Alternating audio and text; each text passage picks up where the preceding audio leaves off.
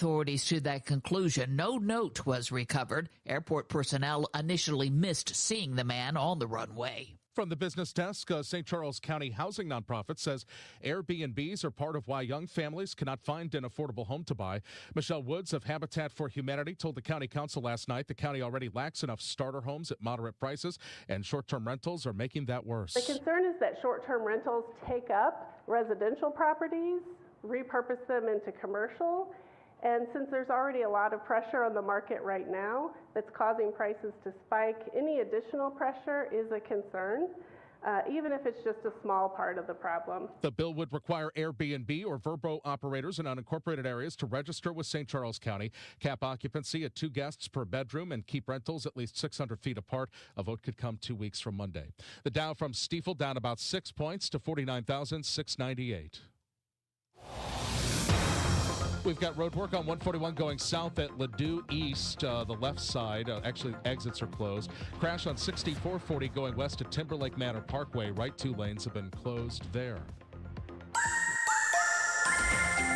Sunny skies and the southerly flow all afternoon on this Tuesday, so we're going to warm it up to 83 for the high, but a cool front on the way. The next one in the northwest flow. Scattered showers and a couple of thunderstorms around this evening and overnight.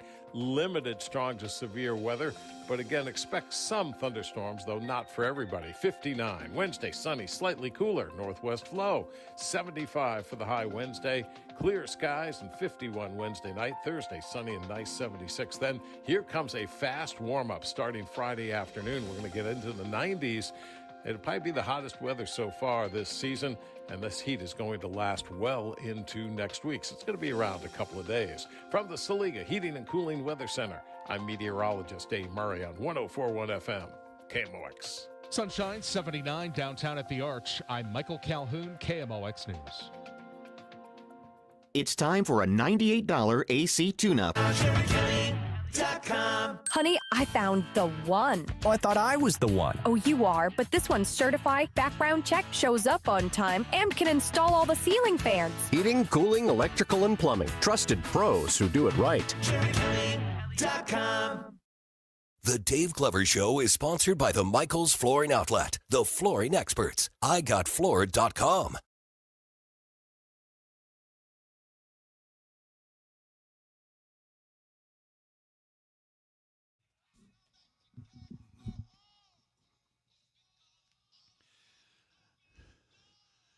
Good afternoon, St. Louis, DGS 104.1 FM KMOX. Happy Tuesday. This is quite an opening song. Thanks. What brought you there? I don't know. I've just been listening to like the Four Tops lately. Nice. Honestly, I've been listening to a lot of Motown. I enjoy it quite a bit. Love Motown. Underrated phase in music. Doesn't get enough credit. I mean, it gets credit, but yeah. It was. I mean, it's definitely faded out from when I was a kid. I remember when I was a kid, KLOU was like all Motown. Yeah. I think we could argue that almost everything pop music now comes from that. The groups, the groups of people, you know, I mean, like derivations of what boy bands are. Those guys weren't boy bands; they were men, you know, singing in groups. You know, it wasn't like teenage boys that were thrown together. These guys actually had talent. The Motown guys. I'm teasing. But yeah, I think maybe that idea started there, where it's like groups of people singing and a lot of movement on stage and a lot of. But what preceding that? What was the way that it worked? It was basically just bands and people standing on stage playing instruments. It wasn't really a big show and a lot of movement and a lot of I don't know. I mean, of course, before that, it was all big band era. Big band and like the Lennon Sisters and things like that, and then into like Bill Haley and the Comets, and it's interesting. Yeah, Interesting that's how a big piece of the evolution of modern music right there. And I really am curious about, because like when I listen to Phoebe's music, like on a road trip with her or something, I've said this before. As a musician, I get it. Like I could play it. I see what you're doing, but it just doesn't appeal to me. And you just wonder what is next. I always pictured it, like when I was a kid, I pictured music today to be like beep, boop, beep, boop, boop, you know. Well, some of it is. The music of the future. Yeah. Everyone is just covered in foil. Yeah. Eating little globs of. Wheels brought something up right before the show that really brought back memories. He said, remember in school when the teacher would say, it's time to put your head down on the desk? Yeah.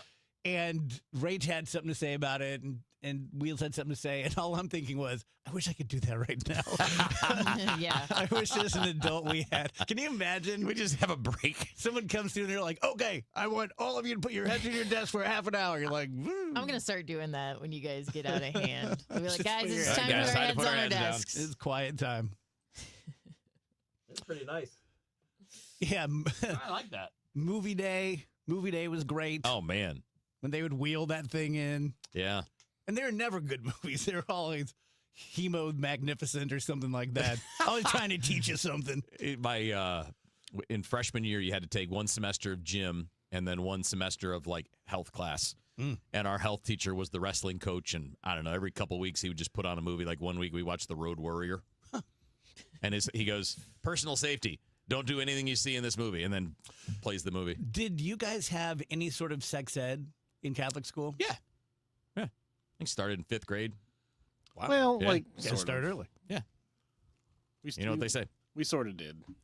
Yeah. What do you mean, sort of? It wasn't comprehensive. You know. Not what you're looking for? Yeah. It was It's like, I think they're leaving some stuff out. yeah, like it was clear that there was like, you know, The real it was missing piece. yeah, it was like big jumps. You know what I mean? Like we didn't make any stops along the way. Gotcha. It was more of a science angle. And you could have used it because you thought Yeah. sex was throwing up on people. Let's Andrew was just counting on that. let's just say 5th grade Catholic school sex ed did not disabuse me of that notion.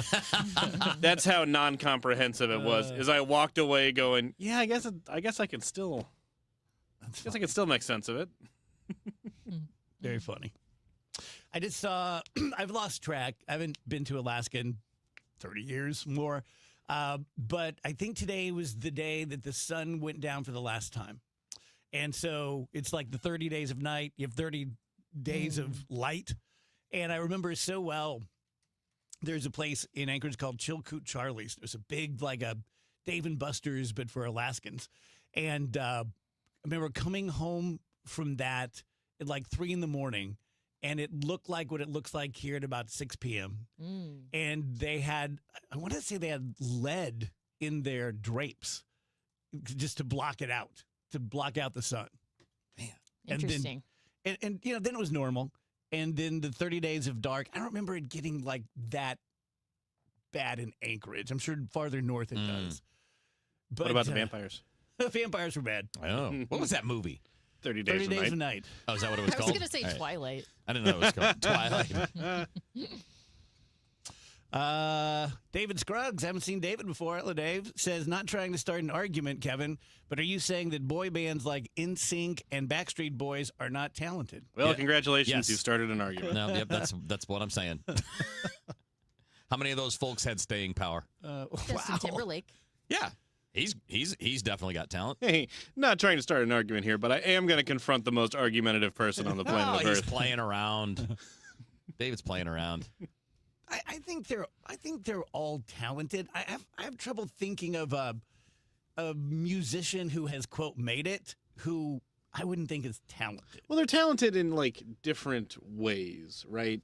Like I think you could argue maybe NSYNC aren't like super talented songwriters because they likely didn't write. I was going to say they didn't write any of those. Wasn't things. the assignment, though. No, but that's they true. are. You could say they're talented singers and dancers and choreographers. A lot of them have a hand. They might not be the lead choreographers, but they have a hand in, you know, coming up with their own dances and stuff. So it's a different type of talent. Well, the position isn't that they don't have talent. The position is they're not near the level of the Motown people. That's a different level to me. Different things. Yeah. But like Different talent stays. I mean, times. people still play the Four Tops literally 60 years later, 70 years later. And I don't know that if we're another 30 years down the road, we're still going back to the Backstreet Boys. Yeah, I've always found that interesting, the way that Kevin's ready to say bye, bye, bye. the way that my generation still sees our bands, because they're old as hell, but they're still out there. And my example is always Fall Out Boy for some reason. Like, will you guys go see Fall Out Boy in 20 years kind of thing? Probably not me, because I don't really want to go to that show. I don't know. I like that band, but I don't know if I want to go to their show. Well, here's the problem. I don't know if you guys have any bands like that. Here's the problem. I have tons of them like that. Most of them are like that. But that's just because I don't really like going to concerts. Pre 2008, that's like my favorite band. I like every single song that they made, and I still listen to them all the time. Post 2008, they've been like absolute dog poop and unlistenable. So I wouldn't go see them. Many bands. I wouldn't go see them just because I haven't liked anything new that they've made Mm-hmm. in 20 years, and But if the Strokes are touring in 30 years, I'll go see the Strokes.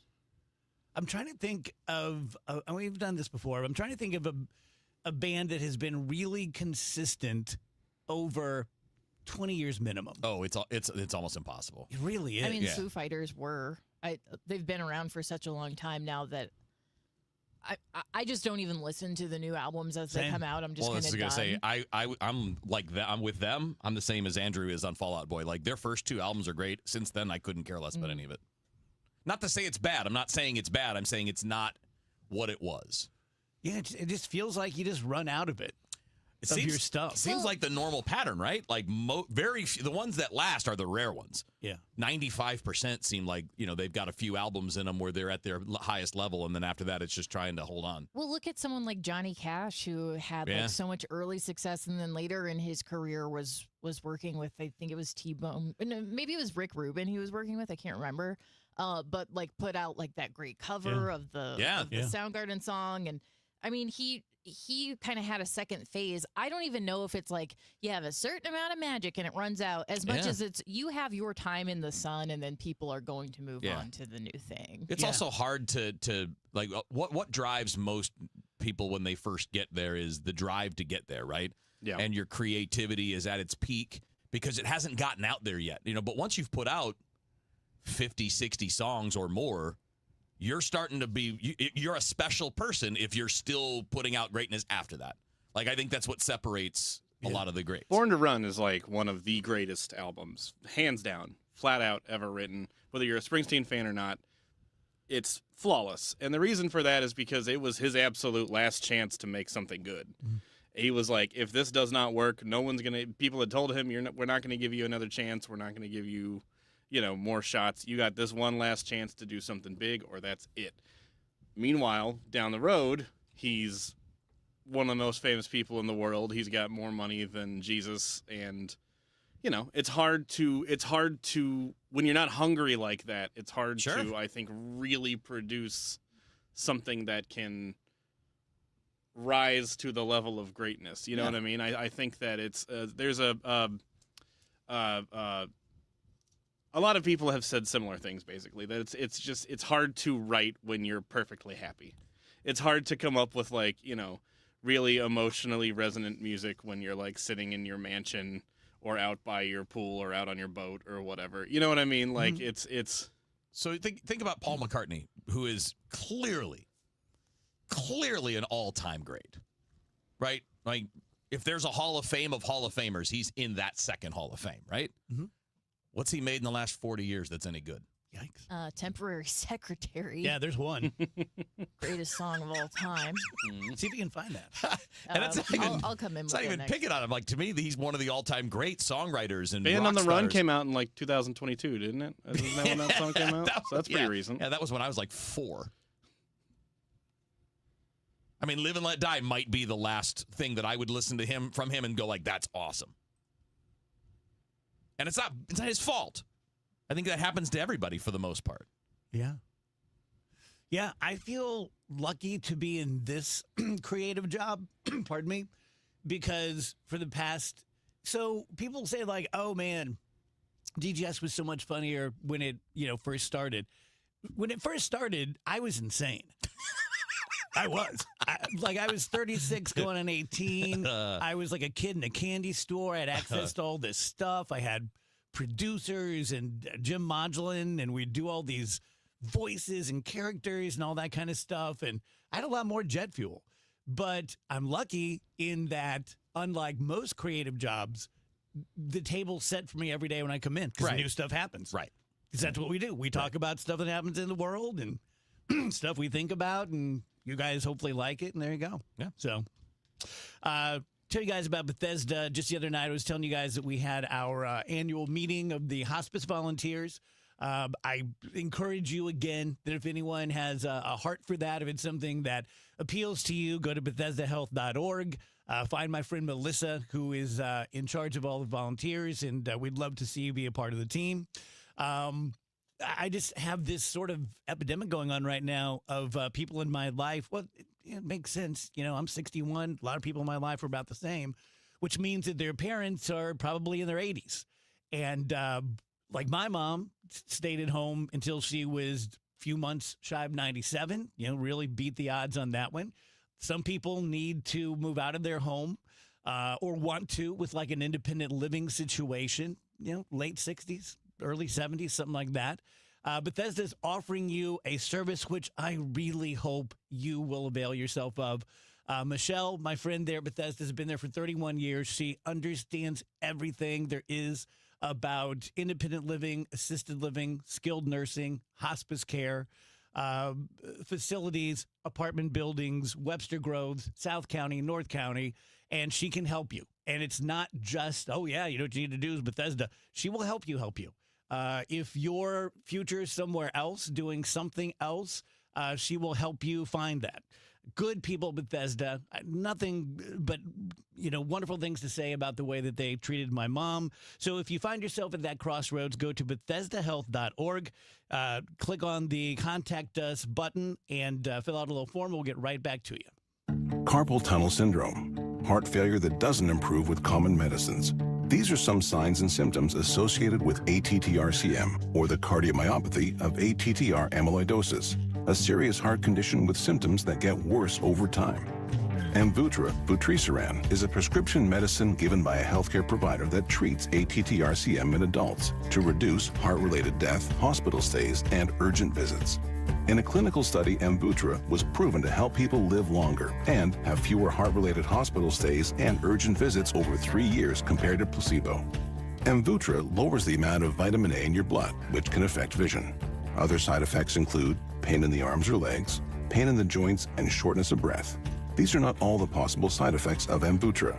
For prescribing information, call 1-833-256-2748 or learn more at amvuttra.com. Ask your doctor about Amvuttra for ATTR-CM. New tax resolution firms are popping up every day with high-paid celebrity endorsers, advertising ridiculous claims in their TV ads. That's why they have the tiny, unreadable disclaimers at the bottom of the screen. Hi, this is Lance Drury with the Lance Drury Law Firm. Our ads never have those ridiculous, fast-talking, tiny disclaimers at the end because, simply put, there are no guarantees when it comes to the IRS and wiping out tax bills. And we don't make promises we can't keep. Of course, there are ways the Lance Drury Law Firm can help resolve your tax debt, but no company can guarantee it will eliminate it. This is why their clients call the Lance Drury Law Firm when those promises don't pan out. If you have tax problems, you have legal problems, call me, Lance Drury, in St. Louis at 314-260-6120 or visit Lance, D-R-U-R-Y, law.com to schedule your free consultation with your local tax resolution law firm. The choice of a lawyer is an important decision and should not be based solely upon advertisements. Looking for a career change? Well, the Gelman team with eXp Realty is hiring. Their unmatched blueprint to success, real support,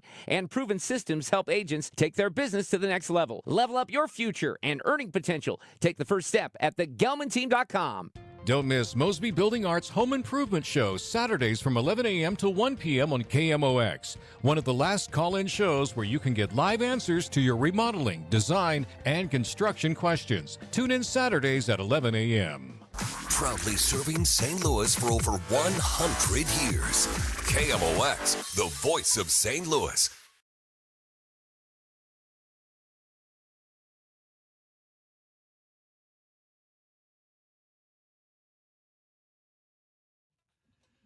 Possibly the worst song ever written.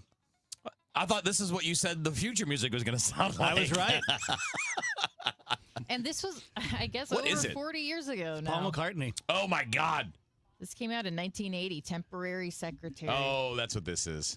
What was... How did what was he make think? this? Yeah, what was he thinking?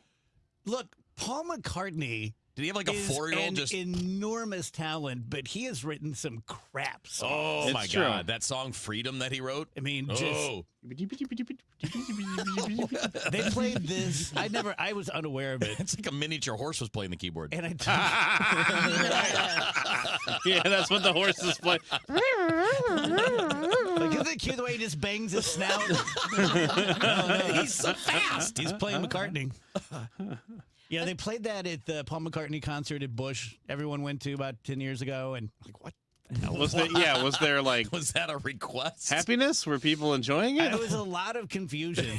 Yeah. Like, what's happening? Okay, so speaking of 1980, last night I just was letting the YouTube algorithm do its thing, and I watch a lot of tennis highlights. It was showing me highlights from the 1980 U.S. Open men's singles semifinal between John McEnroe and Jimmy Connors. Oh man, it was fun. It was Lot of really fun yelling. to watch. Yeah, it was With their tiny rackets. Yeah, right. But I looked down, and it took place on September 6th, 1980. And I was like, that was Dave's 16th birthday. And then I was thinking, like, I wonder what Dave was doing, like, as they I think were. I think I know. Driving around South Roxana. Oh, God. My 16th birthday. Were you a driver's license right away kind of dude? Oh, everyone was. Yeah. Everyone was. Yep. I didn't know a single person that didn't get it on their 16th Boy, did birthday. that change in the last 20 years. Yeah. Yeah. I waited a couple months after my birthday, but that was only because I had to take driver's ed. My school didn't offer driver's ed, so I took it during the summer, and you had to wait like 6 months after getting your permit. So I was a few months after turning 16. Did they offer how to drive a wagon? Why, because it's Jerseyville? No, just because of the way you describe it. Like very, very old school.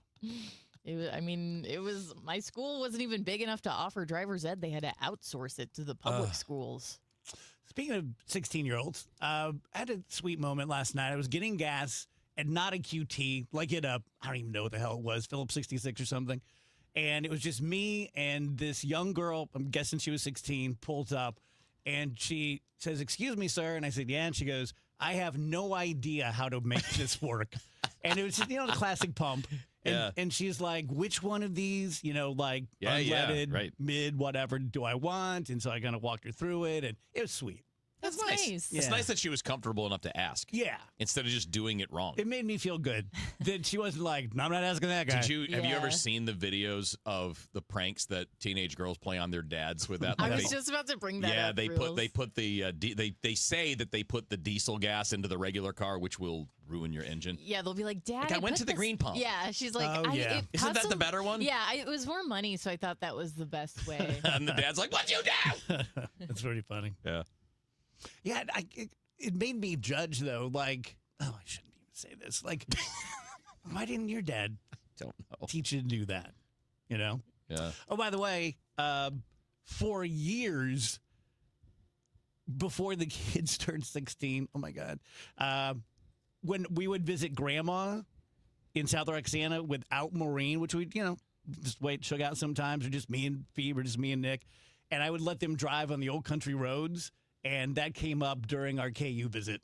Yeah. So Maureen was like, yeah, I thought you took to it pretty quick. Yeah. That's the greatest way, man. Yep.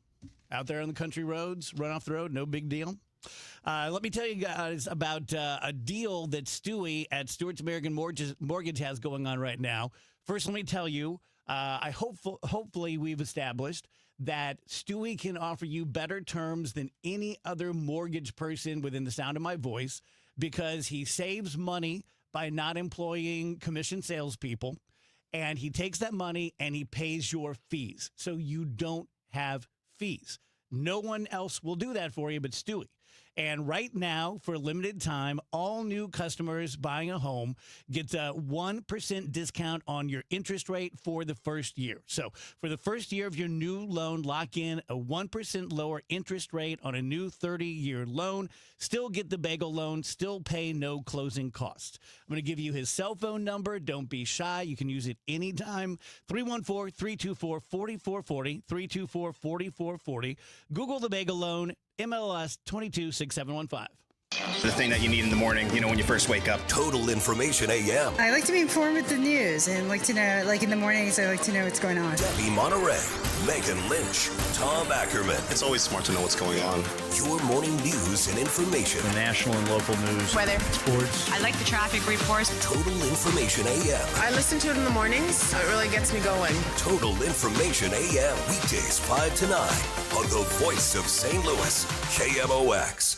What's more St. Louis than the historic Anheuser-Busch Brewery located in the heart of Soulard? A visit to the brewery is a perfect way to kick off your summer in St. Louis, and there's something for everyone. Walk the historic grounds and see where Budweiser has been brewed for 150 years. Enjoy a day fresh beer and meet the world-renowned Budweiser Clydesdales in their historic stables. There's nothing quite like a visit to your hometown brewery. Reserve your tickets today at BudweiserTours.com. Dave Murray's weather forecast is sponsored by Artistic Decks. Warmer temperatures with 100% sunshine in the southerly flow. 83, 84 should do it for the high today.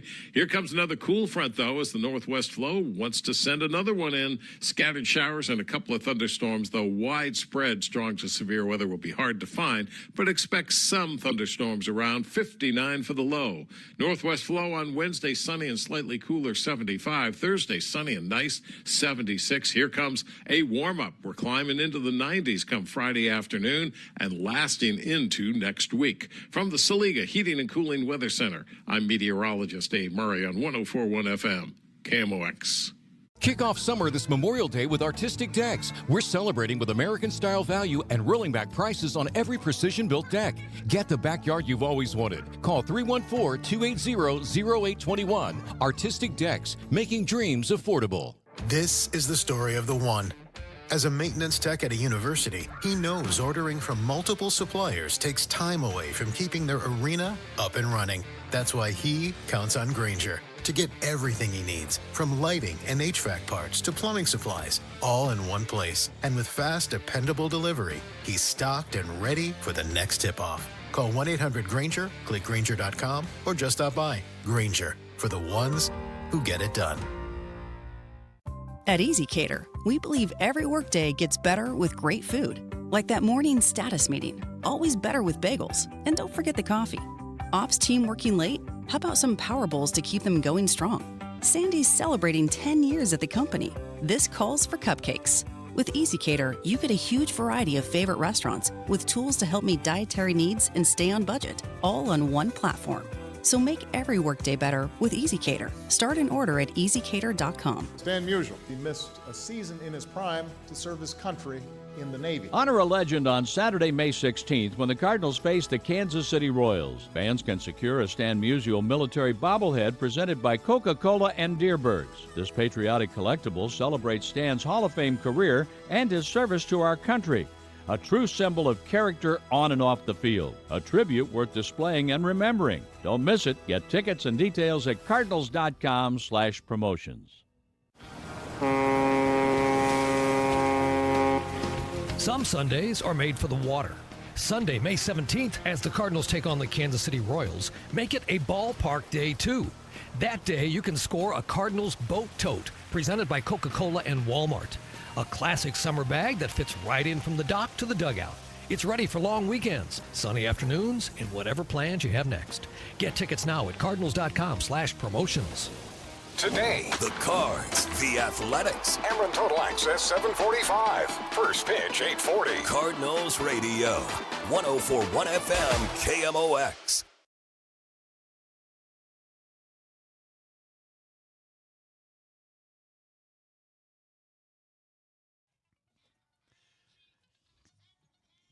God, this almost cancels out the Beatles.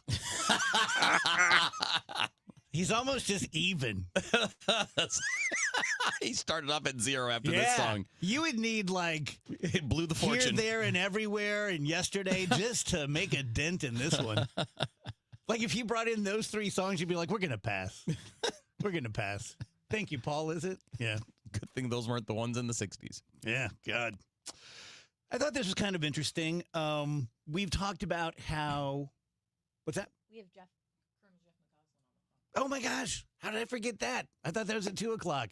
Colonel Jeff McCausland has been a friend of the show for years now, and we've met him several times. He is as cool of a guy as he seems on the air, and he is moving on from this position. And today, as I understand it, Colonel, is your final day doing these hits with CBS. Is that correct? Well, I'll be around for a couple more days, but today I'm actually in the broadcast center in New York and kind of decided I'd come up here and contact all the affiliates I work with, like KMOX, for one last roundup. So I will be available tomorrow and Thursday, but that's going to be it, as CBS Radio, as you probably will know, is being disbanded and going away. Yeah. Well, Colonel, it has been a distinct honor and pleasure to have you on the show. I'm sure we'll talk in the future, but just before we start talking about anything real, thank you so much for your contribution to the DGS and KMOX. Well, it's been, again, a great pleasure working with all the affiliates. KMOX is kind of my home station. I don't know if you realize that now, right? But I was born and raised just north of St. Louis in Illinois. I still have family living in the St. Louis area. Hope they're listening after all those nice things you said about me a minute ago. They're like, oh, this guy, he doesn't know Jeff. He doesn't know Jeff. That's great. So let's jump into, and Colonel, what I'm going to do here is I'm going to give you my opinion and see how close I come. I'm pretty on the record that I'm not a fan of Donald Trump. I really, really try to be as objective as I can, to be as fair as I can. And even if this were my favorite president of all time, I feel like the president is kind of being played by Iran. I feel like they're playing two different games. The president seems to think it's blow up a bunch of stuff and they'll capitulate. And to me, Iran is playing a 47-year long game of, well, we're not going to beat anyone in a conventional war, so we just have to survive. And now for the first time, they've locked up the Strait. And I just don't see this ending well for the president. I hope I'm wrong. Well, I fear you might well be right. I mean, to begin with, this particular conflict, I think, started because the president made some assumptions, frankly, I think urged on by Prime Minister Netanyahu of Israel, that a strike on Iran would quickly cause the government to collapse, and that therefore we would solve this problem of nuclear weapons once and for all, bring on a new government much more amenable to the United States. Well, obviously that hasn't worked. And though the administration has said, well, we have a new regime, I would say we haven't got a new regime. There's still the Islamic Revolution. We've got a new leadership, and the new leadership is perhaps more conservative, more hardcore than the Grand Ayatollah who was killed to begin with. I think you're also right in terms of where we're at now. I think then Vice President Vance and others went to Pakistan to negotiate with the Iranians a few weeks ago, and I think they expected the Iranians to surrender. This was going to be a capitulation. Yeah. The Iranians showed up to negotiate, and they brought a team of about 70, including experts. So where we are right now is I think the Trump administration thinks, well, we're looking for the battleship Missouri. We're looking for the Missouri where the Japanese are going to come on board and they're going to surrender and end this particular conflict. But they're not going to surrender, I think, wholesale. This is a leadership that obviously went through the Iran-Iraq War, thought hundreds of thousands of people get killed in that process. Back in January, before this war began, they killed 7,000 to 42,000 of their own people, putting down social unrest. I guarantee you one thing, the current leadership in Iran is not worried about midterm elections. And as a consequence, they think their willpower to hold out is longer than Mr. Trump's. And that is the question that we're asking at this particular moment. Do you want to negotiate with them and get them to comply with an agreement? Or if you don't, then you're going to try to take them down. If you're going to take them down, that's going to be a tall order, a land invasion, and you're going to, if you like the war in Iraq, you're going to really like a land war in Iran. Yeah, my guess, Colonel, is that in the next 2 to 4 weeks, the president just goes, it's over, we're leaving, Europe can worry about the Strait, and we have eyes on the enriched uranium. No one's going to go near that. Everything's cool. We sunk their Navy. I think I feel like that's what's going to happen. Could be. He has only got really three options. Option number, in no particular order, option number one would be to intensify the blockade, try to put on more additional economic pressure, feeling that over time the Iranians will cave. I think that they've got at least a couple of months they can hold out in terms of being able to store oil without shutting down their fields, which could do them serious damage. Number two option would be to intensify the military option, go in for larger scale bombing campaigns, perhaps some kind of a land force to go in either and take down the leadership in total or occupy key pieces of terrain like the Straits of Hormuz or Cargill Island, thinking that might provide leverage. And then option number 3 is exactly what you just said, declare victory, and he's declared victory at least 3 or 4 times. Yeah. And the Secretary of Defense has said, well, we've accomplished all our military objectives, really, and declare victory and go home, saying that, again, we only get a small portion of our oil out of that region and leaving it up not only to the Europeans but the Asians to take care of what's left in the mess. And right now, of course, he's on his way to China as we speak for very important meetings with Xi Jinping, and the Chinese get an enormous amount of their oil and natural gas from the Straits of Hormuz, not only from Iran, but also from the other Gulf states. They have also got very close economic ties with a number of the countries in that region, so this could definitely potentially hurt the Chinese, and therefore they may have an interest in trying to apply pressure to bring it to a close. Colonel, it may just be brilliant Chinese hype and propaganda, but it just feels like China is occupying a higher seat at the table than anything I've seen in my lifetime. They're more accepted globally. They're really working it. They're really trying to be there when the United States falls on its face. Do you agree with that? I think to some degree that's true, and I've seen polls that suggest people around the world seem more willing now to accept China as a world leader than the United States. This is based on Mr. Trump's actions against a lot of our allies. Don't forget the threat to actually attack and seize Greenland. This comes from the efforts in Venezuela. This comes from the war in Iran. This comes from the tariffs. And so many of our allies, not only in Europe but in Asia, are certainly looking that particular way. And if we are going to move away from our support of our allies, that creates a vacuum for the Chinese to move in on. For example, consider worry right now that Mr. Trump might say something about we're no longer going to insist on Taiwanese independence. Well, if he was to do that, that would roil across Asia. If you're Korean, Japanese, or otherwise, you would say we have to accommodate the Chinese because we no longer can depend on the Americans. Man, Colonel, a question for you broader, because what you mentioned about Iran being more difficult than Iraq is certainly driving home a question to me anyway about the balance between the military expertise and the political expertise on the civilian side. Can you talk a bit about that push and pull? Because it's we hear from the political side and the civilian side. We don't often get to hear, unless it's by permission, the military side of planning out these types of things. And I'm sure that intelligence knows these difficulties more than the politics side. How does that push and pull work, the politics versus the practical? Well, certainly the president, I think, was listening to Mr. Netanyahu. I think one of the cheerleaders also for this conflict was the Secretary of Defense, Mr. Hegseth, who I would dare say is, without a doubt, the most unqualified person ever to occupy the chair of Secretary of Defense in the history of this nation. But besides that, currently the chairman of the Joint Chiefs of Staff, General Kane, I think is a very experienced military leader. But I've been told that Kane interprets his role differently, perhaps, than others that have been the chairman.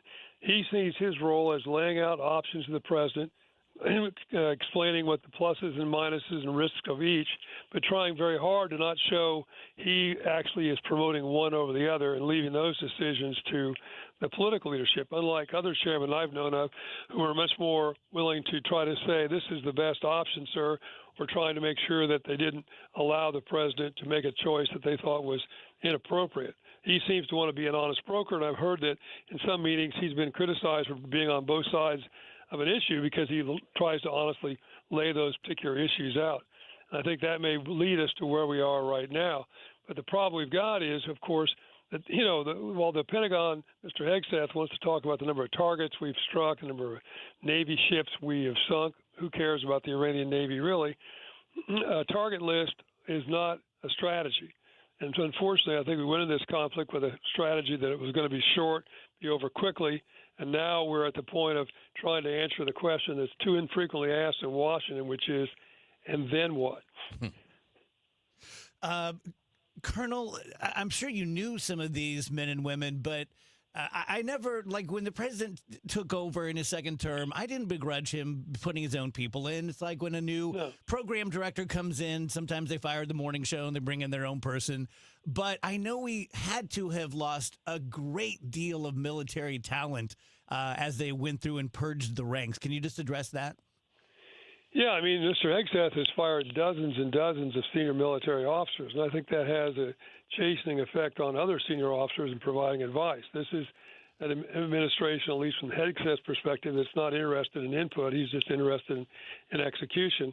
Unfortunately, as well, I think a number of the officers that were forced into retirement seem to be coincidentally either minorities, African American, and or women.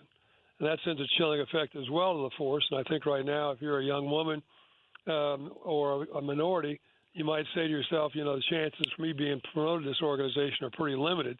And so you have the unintended effect of a lot of people then retiring before they absolutely have to because they're getting a message from above that they're kind of, their service is not considered to be valuable. Colonel, thank you again for all the years you've been on the show. And when you come back to St. Louis, I hope you'll reach out because we'd love to take you to a ball game.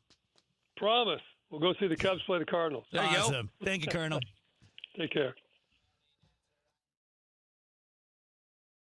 Each year in St. Louis, 10 women are recognized for volunteer leadership that changes lives. They support families, strengthen communities, and create opportunities where they're needed most. Join us Tuesday, May 19th at the Ritz-Carlton for the 2026 Women of Achievement Awards Luncheon. Celebrate their impact and be part of a tradition more than 70 years strong. Reservations available at WOASTL.org. For more information, go to KingdomOX.com/events. Retiring soon? Get the information you need by joining Kyle Jones and Matt Allgeier of Fire Capital Management for your retirement highway, Sunday mornings at 9:30. Investment advisory services made available through Pine Ridge Advisors, LLC, a registered investment advisor. Securities made available through AE Financial Services, LLC, member FINRA and SIPC. Tell you guys about Michael's Flooring Outlet. Mike is my longest running client. I started October 16th of 2000, and he joined me in November of 2000 with Michael's Flooring. I think he'd been in business about 5 years before that, so about 30 years total. And his message has never changed. I swear to you, the copy I have in front of me in my hand is the same copy I had on day one. And one of the best pieces of advice anyone ever gave me about how to do a live endorsement was Mike. And he said, look, I'm a simple guy. I have a simple business, very straightforward. And so when you find yourself doing the same live endorsement for me over and over and over again, just don't try to make it don't hurt yourself. Don't try to make it too funny. Don't try to make it too interesting. Don't try to make it too sexy. Just return to first principles that it is the same flooring that everyone else has, Home Depot and Lowe's and Lumber Liquidators, dropped off by the same guy in the same van on the same day. It's just that we price ours lower and give you better customer service. That is the key. That's the magic to the success of his 3 locations. Find the nearest one to you at michaelsflooringoutlet.com. At Audion Hearing, our mission is simple: to make better hearing affordable for everyone. We're proud to offer high-quality, rechargeable hearing aids starting at just $98. Clear, comfortable, and ready to use right out of the box. And here's a study worth hearing. Research shows that wearing hearing aids can reduce your risk of dementia by up to 61%. Join over 1 million happy customers and hear the difference today by going to audionhearing.com. That's AUDIEN hearing.com. The NBA playoffs are ongoing, and they've been a lot of fun so far, and FanDuel is giving you better payouts on same-game parlays all NBA playoffs long. With more ways to build and more value every time you play, you can stack your picks your way for every game, every matchup, every moment, from spreads to player points to threes and more. Build it all into same-game parlays and go for bigger payouts. So if you're betting same-game parlays this NBA postseason, you're going to want to do it on FanDuel, an app that is super easy to use. It is secure. It's intuitive. I've been using it for a long time and really enjoy it. More options, better payouts, all NBA playoffs long. Head to FanDuel.com/Missouri to get started. FanDuel, an official partner of the NBA. Play your game. FanDuel.com/Missouri. Must be 21 or over and present in Missouri. Gambling problem? Call 1-800-GAMBLER. This is Congressman Bob Onder. Americans demanded border security, and House Republicans delivered. According to the Department of Homeland Security, for 10 consecutive months, U.S. Customs and Border Protection has reported 0 illegal aliens released at the border. I'm proud to have worked with the Trump administration to secure our southern border and uphold our immigration laws, and will keep fighting to advance strong policies that protect Missourians and keep America safe. Paid for by official funds authorized by the House of Representatives. Broadcasting from the Scott Credit Union Studio, 104.1 FM, KMOX.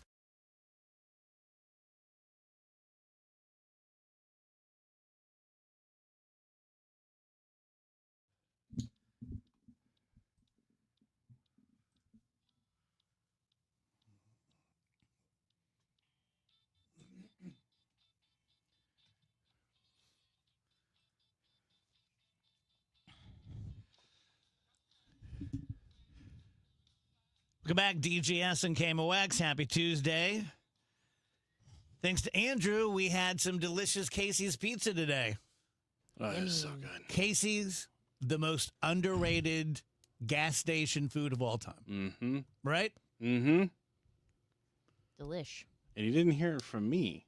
I believe they're running a bit of a sale right now. They are. Consider asking around. What type of sale they're running? Well, this is not an advertisement, so, I'm not trying to, be like everybody go. But it's like 40% off all pizzas right now. Really? Yeah. Which is what led me down this path this morning. Wheels, did you have a piece? I did. What'd you think? Not bad. Yeah, it's not bad.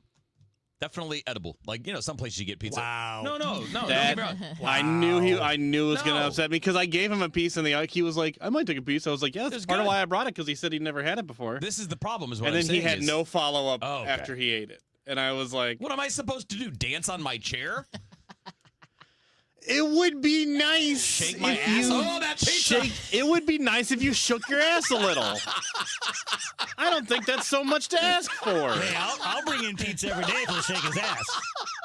If you want to throw a little ass around, I wouldn't mind a bit, actually. This ginger will never pay for another lunch in his life. Free food for me. Do.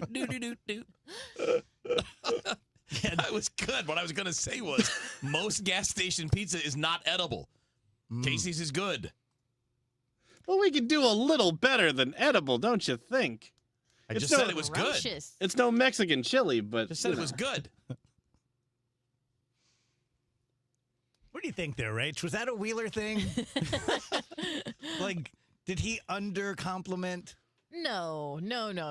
I think Andrew was just thinking maybe he didn't like it No, because it's good. he didn't. You guys just grading pizza, not just gas station pizza. What would you give it? 1,000. Yeah, I really it's like a B like minus. it. It's fine. We're from the east side, so Yeah. we like. Yeah. I would that's give it where like a 7. Yeah, Yeah, I'd give it like a 7.5, like a B or a B+. Casey's is where you go after proms, right? Okay. So that's, Okay. right. It's where you stop every morning and you eat it in the parking lot, and then you hide it so that no one can see that you did it. No, I don't think Wheels did anything wrong. I think it's a special pizza to Andrew, so he was hoping that Wheels would be like, oh my goodness, I loved that. But he didn't do anything wrong by not saying that. No, and also, if you don't like it, there's also nothing wrong with that. No, it was good. This is an interesting concept because Wheeler just came off as sort of a D by mildly complimenting by it. by strictly being accurate. He accurately reported his opinion. Yeah. But we're such people pleasers who are like, say more, say more. Next time I'll dance on the chair. And Kevin will twerk. I don't think I can do Twerking that. wouldn't be unwelcome. By I the don't way, think I can do that. who could and couldn't skip? I was out Oh, that I day. can skip. We yeah. could all skip Yeah. when we tried to skip. Yes. I tried it too. Yeah. Did you skip? Yeah, it came right back. Yeah. There you go. Yeah. So I was talking to Big Game, and once I started rearing up, I did okay, but I was like, fine. I was like, ooh. When I'm really on the spot here, I'm not sure. Well, that was the Maybe I thing. don't have it anymore. I wanted to make a video like who can and can't skip, and then we were all perfectly Yeah, I know, it adequate was- skippers. yeah. I didn't even post it. I was like, "There's It's not nothing funny. funny about Yeah, this." we're all- Yeah. Right. It's just 3 adults skipping. It's like we're all back in 6th grade. We're like, this is easy. yeah. You know, it was kind of on my nerves. Late night guys. Did you see? I'm so glad you said this. Like, did you see them all get together on Colbert? Yes. Yeah. And it's like, look, I grew up on late night. I graduated from Carson to Letterman, and it was a huge thing for me. But it's no longer a big thing. Right. It's no longer a huge thing. Well, there's also like 9 of them now. Yeah. Well, there used to be 2. That too. I think you're being persecuted. I don't think what the president is doing is right. I don't think what the FCC is doing is right. You have my support. I will give you my protection, but you're really annoying me with this holier than I thou. think if Stephen Colbert's ratings were better, this wouldn't be happening. Because, fair. I mean, Jimmy Kimmel is way in way worse favor with the president than Stephen Colbert ever was, and Jimmy Kimmel's on every night. So, I don't know, this whole thing where it's like, we're all going to get together. Look, I didn't watch it. I just saw the pictures. It's like, we're all going to go out on stage together. I'm sorry, aren't you competitors? Why are you there? Yeah. What's going on? That's always what struck me is that was the old school dynamic, right? It was Letterman versus, or, it was never just like, hey, we're buddies and we're going to hang out on screen on competing networks. Here's something you said also that kind of touches a nerve. You said, like, I believe that you're being, persecuted by the president, all this. We have, like, grandmas getting deported to countries they've never been to. And we've got, like, we're witch hunting trans people. And so the persecution of Stephen Colbert, I don't really care about. Well, there's real persecution going on. And Stephen Colbert is like a rich, famous dude. Yeah, I don't really care. I don't worry about Stephen, but No, I do it's worry the principle. about the principle. Because if they're going to shut him down, if you can shut down a famous person with a platform, you can shut down any of us. And for what it's worth there, if that's what we're talking about, we should all be far more concerned about Barry Weiss and CBS News than we should be about Stephen Colbert and The Late Show. Okay, I'm wrong. Stephen Colbert actually has really good ratings. However, the announcement that he was going to be canceled gave him a pretty substantial boost. So people have actually been tuning in much more. Well, he also saw, since didn't that they? I don't know how accurate this was, but wasn't there a report that the show loses like $20 million a year? Yeah, I think that was a report. That even with the ratings, it's just very costly to do. Yeah. Ooh, gotta talk about BioBalance after 3 sneezes. Oh, that was what it was? Yeah, that's All right. 3 sneezes, baby. I saw you disappear for a second. I'm like, what happened? I came back, and I'm more manly. There's big articles all over like Drudge and a bunch of places today talking about this testosterone explosion and how more and more people, a lot of men, was kind of the slant of the article, but a lot of people are now discovering testosterone replacement and embracing it, and it's really, really helping. And if you just stop and think about it for a minute, it makes perfect sense that what was the difference between being 9 years old and 14 years old? You go through puberty, the hormones start surging, and it's a big difference. And what's the difference between being 47 and 57? Maybe most of your testosterone has, stopped producing. For me, my numbers were really good, but my free testosterone, which is what your body actually uses, was low. I've been getting the pellets for 7 years now. Last year, I took basically a whole year off because I'm stupid.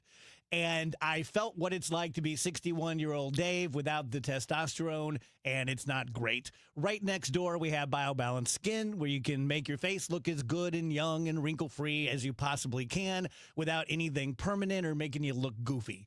BioBalanceHealth.com. Kicking back on your patio with a nice cold beverage, listening to the game, enjoying family and friends, a little barbecue, maybe the shade of the pergola. Who knows what your outdoor space looks like? Or maybe it doesn't look like much and you need some help. Call Chesterfield Fence and Deck, the sign you have the very best. They're like your summer headquarters to make sure that your outdoor space is ready for all the celebrating or relaxing that you have planned. Chesterfield Fence and Deck, the sign you have the very best for 58 years. A family-owned local company that does quality work, and that makes it a real value because when Chesterfield Fence and Deck does your project, it is going to last for years to come. And they'll offer you 48 months interest-free financing if you mention me, Debbie Monterey, sent you. So you can visit them in person in the Chesterfield Valley or online right now at chesterfieldfence.com. Chesterfield Fence and Deck, the sign you have the very best. I'm Piera Palazzolo, VP of Digital Marketing for the American Management Association, a company focused on the management training skills needed to enhance the careers of business professionals. We did our research when it came to the best companies for website development and chose AmericanEagle.com. And we couldn't be happier. AmericanEagle.com worked closely with us to understand the front and back end requirements needed to launch an e-commerce website that could handle the complexities of running thousands of seminars nationwide, our robust new website and improved SEO saw immediate increases in site traffic and web revenue. If you're in need of managerial effectiveness and success, visit our website at amanet.org. If you're in need of a website that provides an unparalleled consumer experience, I highly recommend AmericanEagle.com. Transform your business today. Dial 877-WebNow1 for a free digital consultation with AmericanEagle.com. Last year, we had 295 trials where we'd been offered a total of $90 million on all those cases. When the dust settled, we had recovered over $1.1 billion in verdicts and mid-trial settlements. I'm John Morgan of Morgan & Morgan. We became America's largest injury firm for a reason. We won a lot, $30 billion and counting. The best part of all those wins is that it helps you when you hire us. All those wins allow us to let the insurance company know we mean business. And believe me, they know who we are. If you've been injured, Google Morgan & Morgan results. You're not bragging if it's a fact. 3 million people tried to hire us last year alone. That happened for a reason. Visit forthepeople.com and let's get started this minute. Morgan & Morgan, forthepeople.com. The choice of a lawyer is an important decision and should not be based solely upon advertisements. Past results afford no guarantee of future results. Every case is different and must be judged on its own merits. Celebrating 100 years of informing and entertaining. KMOX AM St. Louis. KMOX FM Hazelwood. The voice of St. Louis. At 2 o'clock, we've got sunshine. Right now, it's 81 degrees downtown at the Arch. The St. Louis County Council Ethics Committee says they have evidence showing the county executive, Dr. Sam Page, was paid for his work as an anesthesiologist. Let's go live to KMOX's Sean Malone. Sean? Yeah, Michael. So the evidence that they presented in a committee meeting earlier today shows that County Executive Page was invoiced for about $600 for his work as an anesthesiologist, and also about $1,000 worth of subscriptions and dues were paid by SSM as well for his work. They also found evidence that showed that he worked about 85 total days and multiple sessions throughout those days over the past couple of years dating back to 2022. Here's St. Louis County Councilman Mike Archer. And that is taking time away. He is effectively unavailable to perform the duties of St. Louis County executive to which he was elected. Now, at an earlier unrelated press conference today, County Executive Page defended his work by maintaining his long-held position that he did work on a volunteer basis and was not paid, and also said that even while working as an anesthesiologist, he's just a phone call away and can easily step aside during surgery and have another anesthesiologist step in if it is something that raises to a high level of concern that requires more immediate attention from him. Live in St. Louis City, Sean Malone, KMOX News. President Trump's FDA commissioner is out. Marty McCary is resigning as head of the Food and Drug Administration.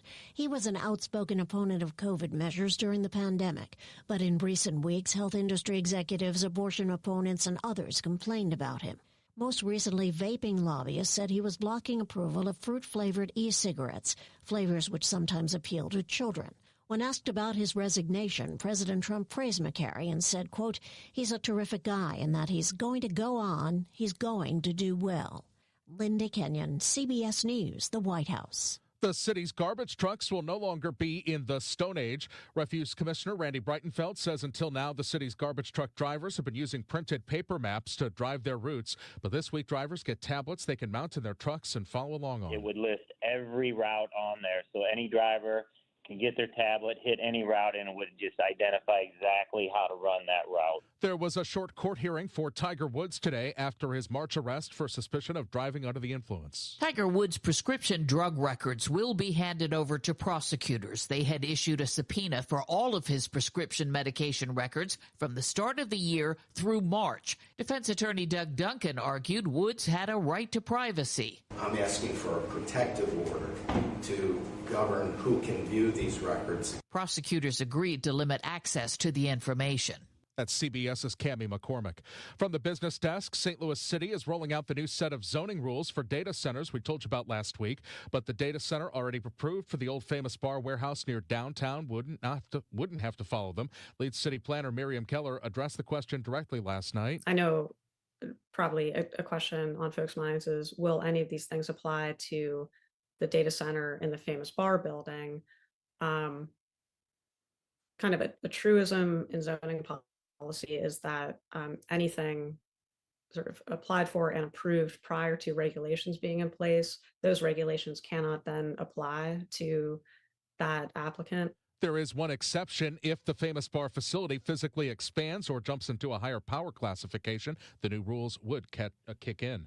The Dow from Stiefel up 71 points to 49,776. Warmer temperatures with 100% sunshine in the southerly flow. 83, 84 should do it for the high today.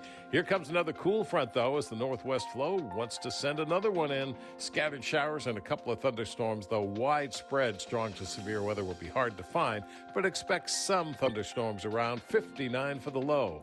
Northwest flow on Wednesday, sunny and slightly cooler, 75. Thursday, sunny and nice, 76. Here comes a warm-up. We're climbing into the 90s come Friday afternoon and lasting into next week. From the Saliga Heating and Cooling Weather Center, I'm meteorologist Dave Murray on 104.1 FM, KMOX. We've got sunshine, blue sky, 81 downtown at the Arch. I'm Michael Calhoun, KMOX News. Sponsored by Gloria Liu with your home sold guaranteed realty 314-325-6888. Need to sell your home and you want the most money? The name to remember is Gloria Liu. Yes, Gloria Liu with your home sold guaranteed realty at 314-325-6888 and start packing. The Dave Glover Show is sponsored by the Michaels Flooring Outlet, the flooring experts. IGotFloored.com.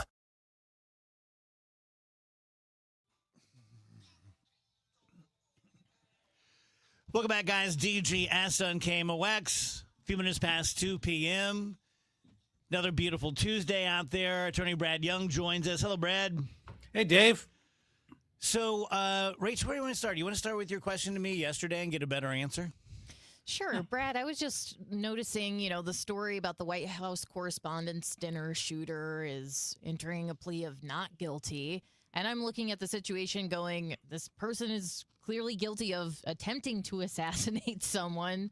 We all have access to all of this information showing that's what he was intending on doing. So why, in that case, plead not guilty? That's a great question. And it requires me to kind of break it down how these things work. So what happens is in a criminal prosecution or a criminal defense case, what you want to do is to knock out as many of the charges as you possibly can, because prosecutors often do what's called overcharging. They charge with as much as they can dream up to charge a defendant. So as a defendant's attorney, you want to plead not guilty for your client, but also knock out as many of those charges as you can. And like a part of it here in this case is that Cole Allen is also alleging that there's a conflict of interest with Janine Pirro and also the Attorney General. And so at that point, you want to block them from being involved. Is that going to change anything? No, but it drags the case on. It causes the Department of Justice to do more work and effort. So through that process, the strategy is create some chaos in the prosecution, lower the number of charges by getting some of them dismissed, and then you plea bargain or try to plea bargain down when you have the remaining charges that are going to stick. So that's the overall strategy in a defense case. Yeah, I mean, I guess maybe I was just thinking of things too literally. I guess you're not actually saying, like, I'm not guilty at all. It's more saying I'm not going to play nice with the situation as it stands. Saying prove it. Right. Yeah. Right. Exactly. Because it's the state's job to prove it. And so people almost always, no one, boy, I'm sure someone has, but the vast majority of all defendants plead not guilty so that they can go through that process that I just outlined for you. And Brad, you mentioned that prosecutors oftentimes like to overcharge and just kind of see what sticks. Does that ever end up hurting the prosecution or in any way? Or is it just like, well, we can try it. It's not going to be a big deal.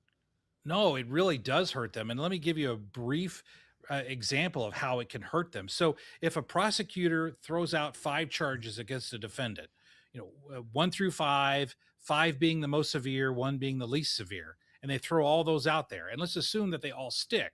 Now, when that case goes to a jury, the jury, if the jury feels sympathetic towards the defendant, then they can find him or her guilty of the least significant charge.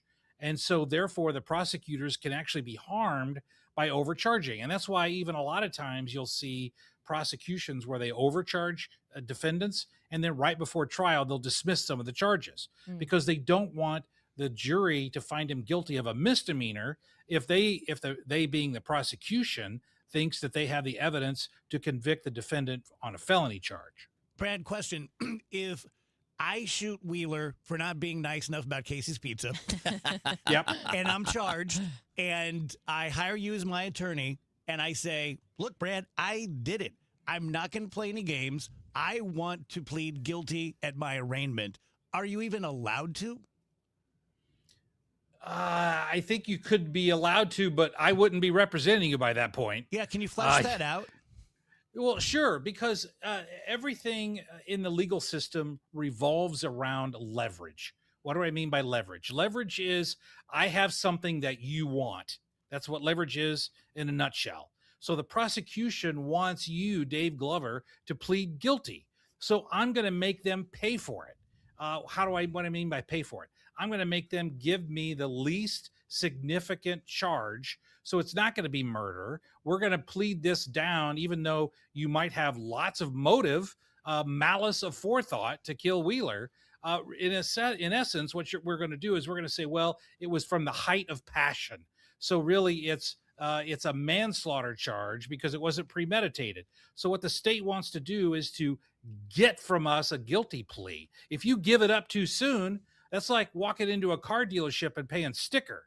All right. You don't want to do that if you can get that same car for a less price, or if you can end up pleading guilty for a lesser charge. And Brad, let's say that I am convicted and I'm given the death sentence, and we know it's going to take 20, 25 years to get me to the needle.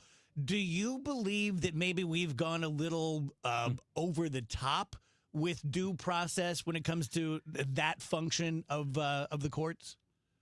It's not so much due process, but I used to be a very strong proponent of the death penalty, and I've changed. Why? I still feel the same way, but there's only two reasons to support the death penalty. And this is in case law even. And one is deterrent, right? If we execute Dave Glover for shooting Wheeler, then that may keep, Mark Reardon from shooting Fred Bottomer. Okay. So deterrence is number one. Second is making sure that justice aligns with the charge or with what they were convicted of. But when you're in death row for 20 years, that negates both of the arguments for the death penalty. It takes so long, it's not really justice if it takes 25 years to go forward with the execution. And it's not a deterrent because a guy's going to know, hey, worst thing that can happen is I get 20 years of free meals. It's not going to be a deterrent. So if the death penalty doesn't meet either of those rationale for doing it, I'm not sure that it has any purpose other than emotional revenge type of a feeling, which is not the purpose of the death penalty at all. Very interesting. Let's talk about the Netflix case. I don't know much about it. I just know that Texas has filed suit against Netflix, making some pretty dark allegations. Well, I find this interesting because right now we've got all of these lawsuits against Meta and against YouTube, and they're arguing that it's Instagram. And the arguments are, and some of them have prevailed up to this point, not on appeal, but at the trial level, by saying this product is designed to addict my kid. That's what it's designed to do.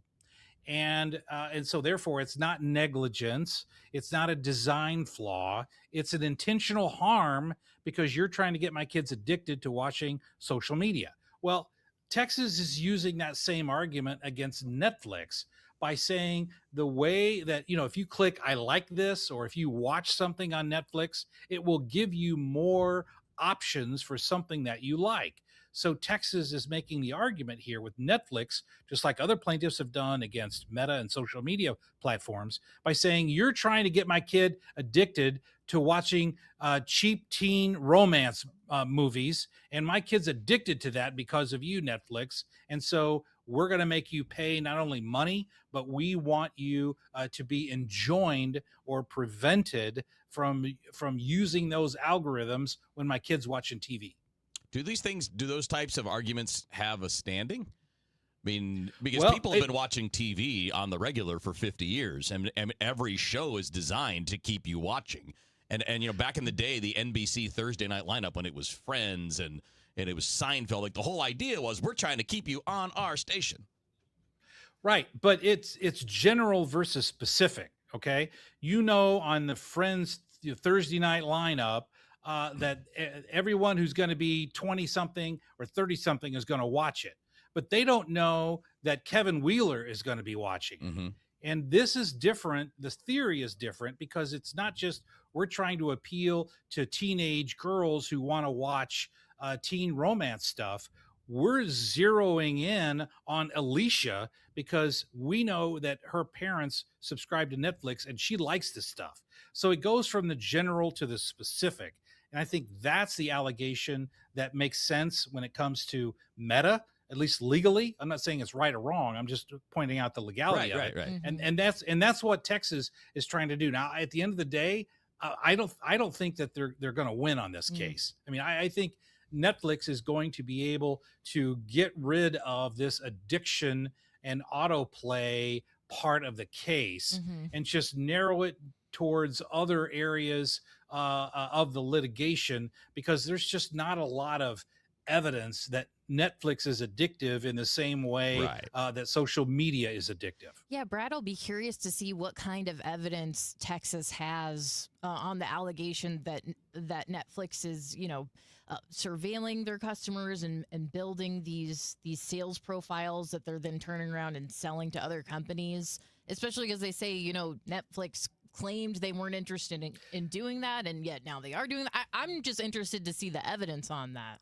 Yeah, and I think, Rachel, I think that part of this case is actually going to probably work in Texas's favor, because they can show that Netflix bragged about not sharing your data. Right. And then through subpoenas, they can get evidence that they are sharing the data. So that part of the litigation, I think, will most likely be successful, maybe into the point of getting a plea bargain here out of Netflix. Where I think it's less likely to be successful is showing that they're addicting teenagers with Netflix, because in reality, it's easier to catch that than it is social media. I mean, the parents can just terminate Netflix. They can see when they go into Netflix what the kids are watching.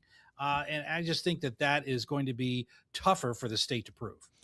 I'm wondering if any of you guys can think of another example that's kind of a bait and switch like these tech companies do to us, which is they offer a service. A lot of times the service is free. Obviously, in Netflix's case, you're paying a subscription. But, Meta, Twitter, all of these places, they're offering you a service, but then they're just compiling, this profile on you and then turning around and selling your data. Is there any other industry that you guys can think of that is allowed to do stuff like that? Where it's like, oh yeah, we happen to know all of this about you because you're consuming our product. Now we're selling it to someone else, when the consumer is going in like not even thinking that this is going to happen.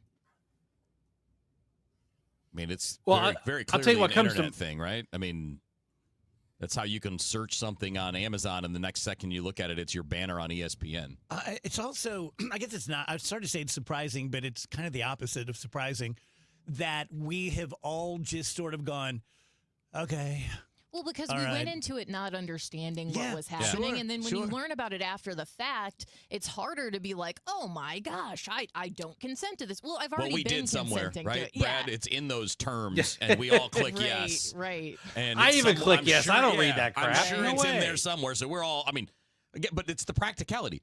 Who's going to read all that Well, and fully grasp it? And then also, if Texas is successful in this lawsuit, so then what? Netflix pays like $1 billion tops. They won't pay that much, but they'll just pay it, and then they'll continue to do it. It seems like we should have a lot harsher penalties for the whole bait and switch thing, but we don't.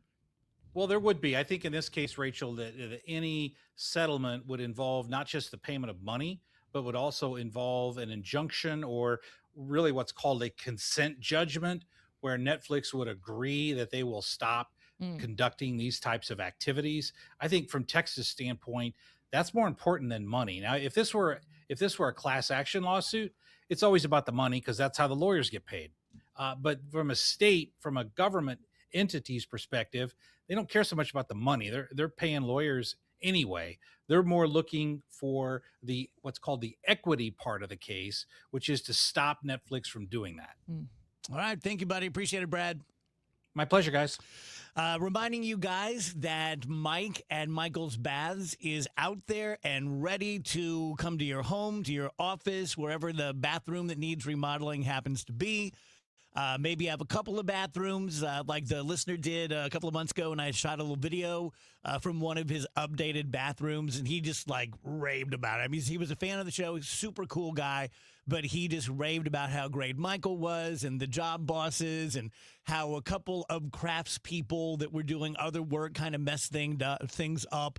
And Michael and his job bosses were able to overcome that and kind of work around it and didn't lose any time at all. So he does basically what 3-Day Kitchen and Bath and Bath Fitter do, but he does it with different, better products. He'd love to bring them out to your house and show them to you, all made in the USA. He has a new premium wall that people are loving. It looks and feels like stone, but you don't have the upkeep, sleek, durable design to elevate your space. Also, for a limited time, if you do a bathroom remodel, you'll get a free rain shower head. Those are awesome. Or you can upgrade safety features like grab bars or built-in seating. You can do both. You don't have to choose between a beautiful bathroom and a functional bathroom and a safe bathroom. You can have all those things. Mike is also 30 to 50% less expensive than those companies. So better products, better service, way less expensive. 636-775-0800 or michaelsbaths.com. Hi, my name is Lloyd Lockridge, and I'm the host of a new podcast from Odyssey called Family Lore.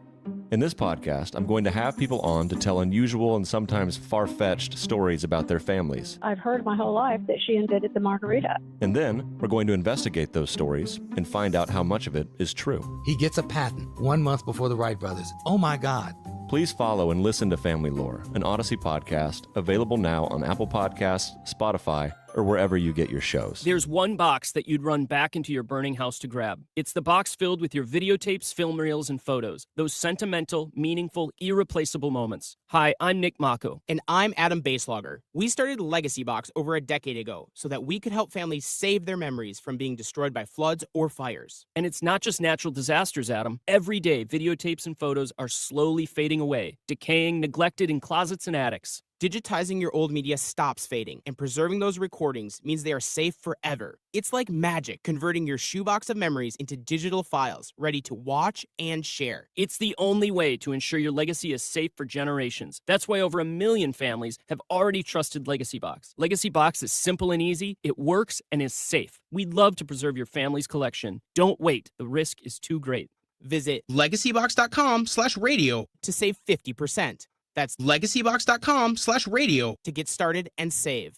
legacybox.com/radio. Men, if you're suffering from erectile dysfunction or PE, you're not alone. Most importantly, you don't have to live with it. Paramount Men's Medical Center restores men's sex lives in just one visit. Their painless breakthrough treatments eliminate ED and PE, even when Viagra and Cialis don't work. Here's Dr. Simovitz, specialist in men's health. Paramount Men's Medical Center's painless breakthrough treatments eliminate ED and PE, regardless of age or medical history. 98% of patients see instant results right in the office. Men are now lasting longer than they ever imagined. And the best part, at Paramount Men's Medical Center, your consultation and first treatment are free. Qualified patients even get their testosterone checked free. Call 314-720-8444. 314-720-8444. Take control of your sex life. Call now. 314-720-8444. If you owe the IRS, you have a legal issue, and you need the Lance Drury Law Firm. We'll protect your rights. Log on at lancedrurylaw.com. This is Matt Pauley inviting you to join me for Building Community with Busey Bank Beyond the Game. This week we talk with a former pro soccer player who's now making an impact on kids in St. Louis, the Bosnian community, and young City SC players during the Redbird Rush Hour, sponsored by Busey Bank. A century strong. The voice of St. Louis, KMOX.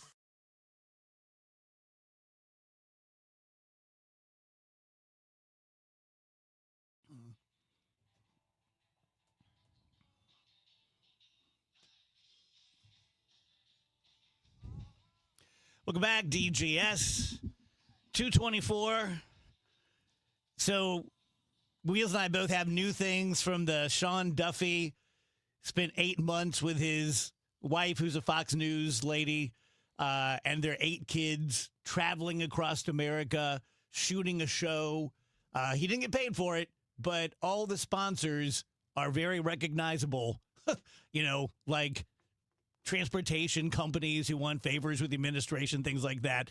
I just think it's absurd that anyone with a real job could just take 7 months out of their first year and not do their job.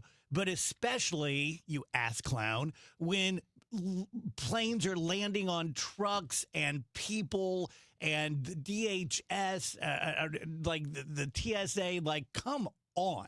How ridiculous are you?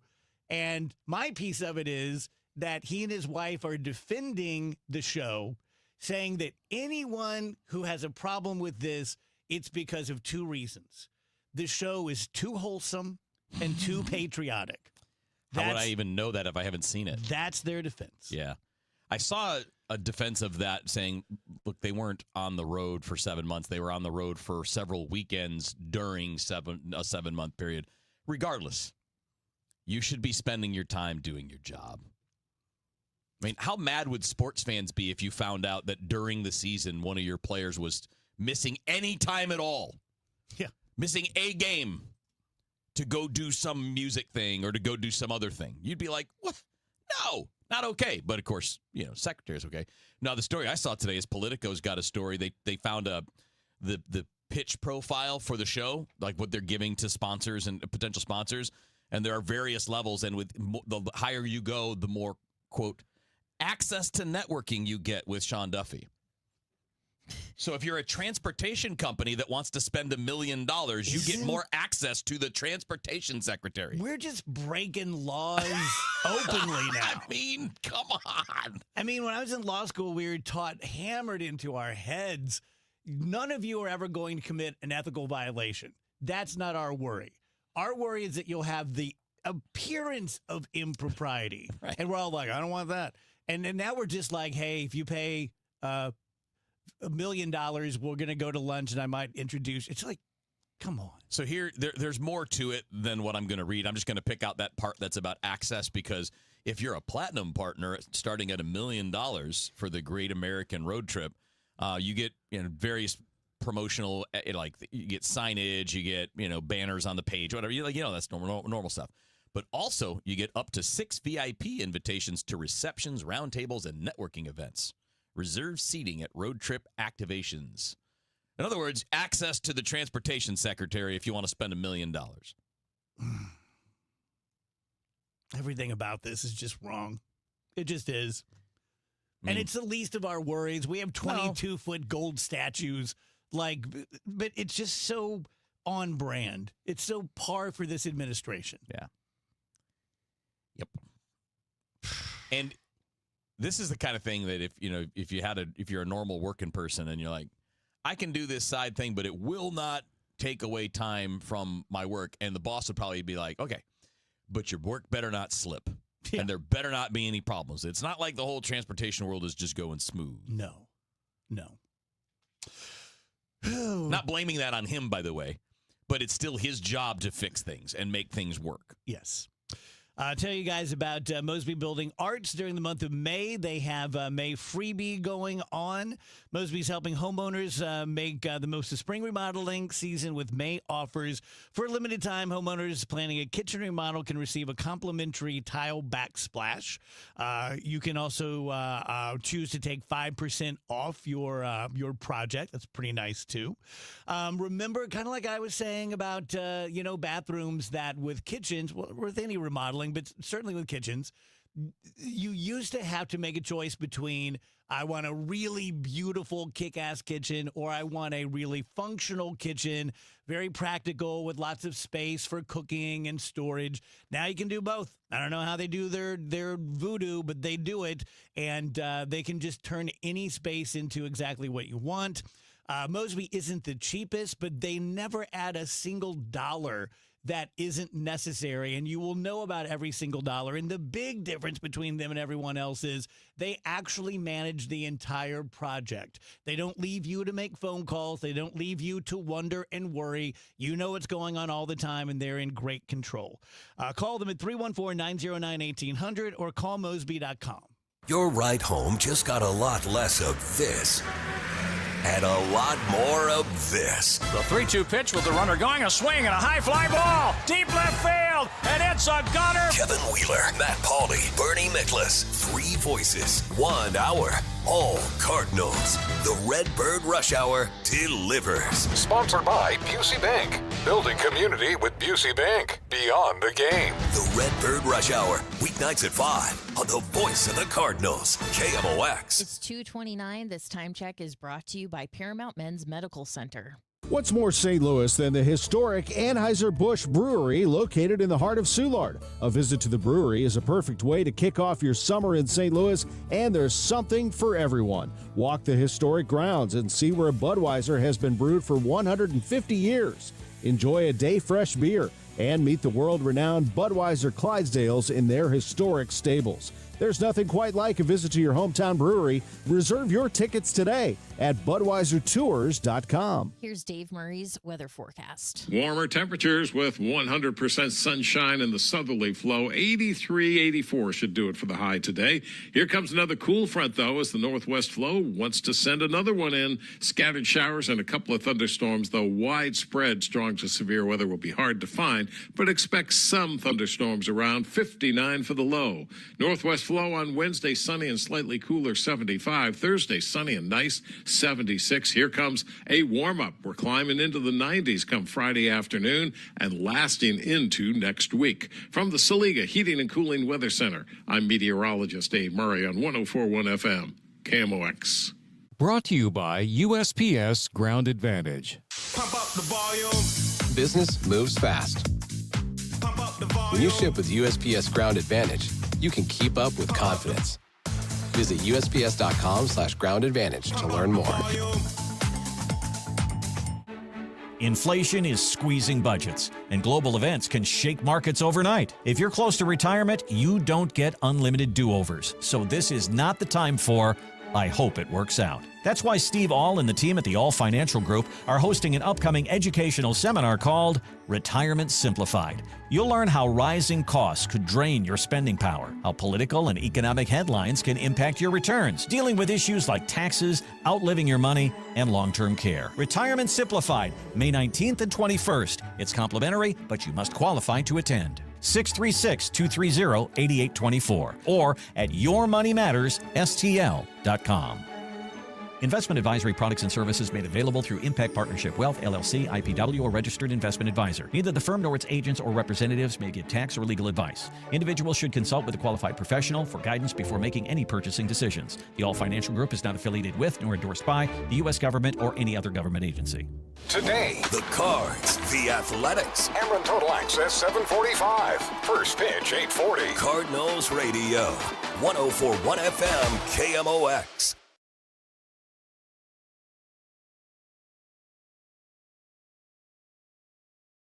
Our conversation with Ricky Horton is sponsored by Rawlings. Visit the Rawlings Experience at Westport.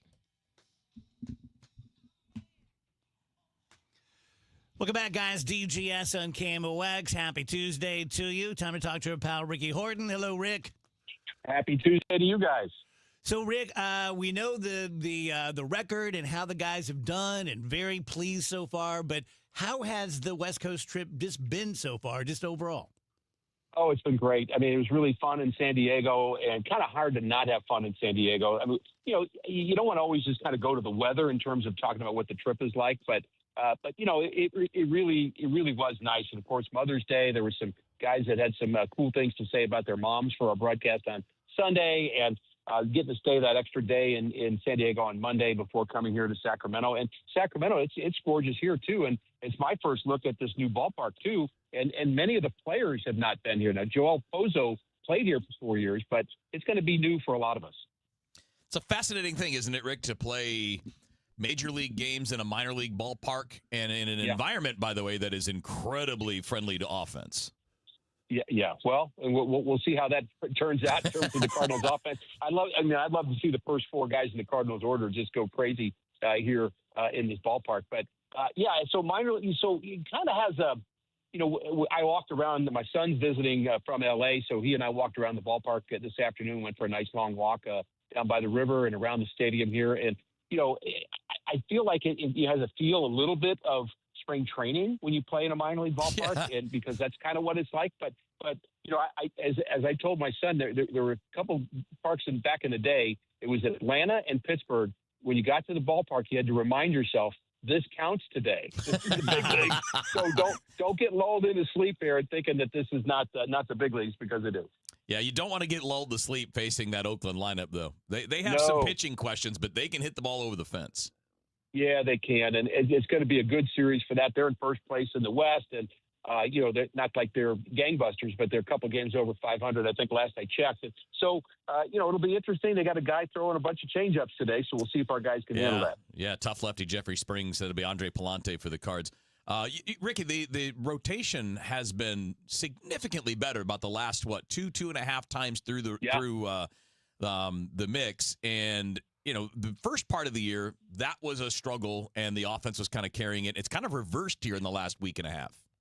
Yeah, the ebbs and flows of a baseball season. Yeah. We see that every year, and now it's the pitching's great, and the hitting is if the hitting would have been able to push 2 or 3 more runs across, maybe you win 3 out of 4, maybe you win 4 out of 4 in San Diego. That was very possible. And of course, the pitching for San Diego had something to do with that. But Cardinal starters have an ERA under 3 during that time frame you mentioned, about 2.5 times through the rotation. So and actually in the long run, I think you're better off when your starting pitchers are doing that, because that eventually will help the bullpen get better and, just score enough runs to win. I think the recipe in baseball still, to me, and not that I don't care about offense, but it's still pitching and defense. If you can pitch it and catch it, you're going to at least be in every game.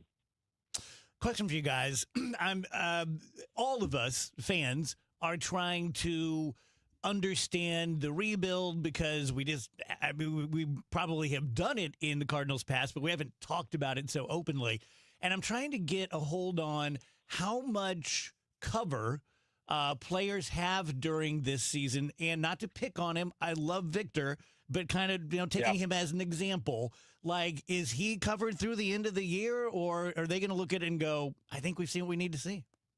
Yeah, well, I think that's a good question. I think the way it kind of is now, I think when you're in this rebuild state, let's call it that, and others may use a different word, but that's really what it is. But I think you just kind of let people play, and you don't really make a decision too knee-jerk. And when I say too knee-jerk, no, he's not hitting right now, but he might be hitting in 3 weeks. He might be hitting in a month. And then, but there's not like this pressure to say, boy, if we lose the next 2 weeks of games because we've got 2 guys that are struggling, that ruins our season. You don't have that kind of, sword hanging over your head. You just don't. And so it's not that you can't logically make the statement that, we could use another bat. Okay, you could say that, but is that really the answer that fits what we're doing? And I think what it really comes down to is all of the people working with all of our pitchers and hitters, and including Brant Brown working with Victor Scott, is what as long as we feel like he's developing and not,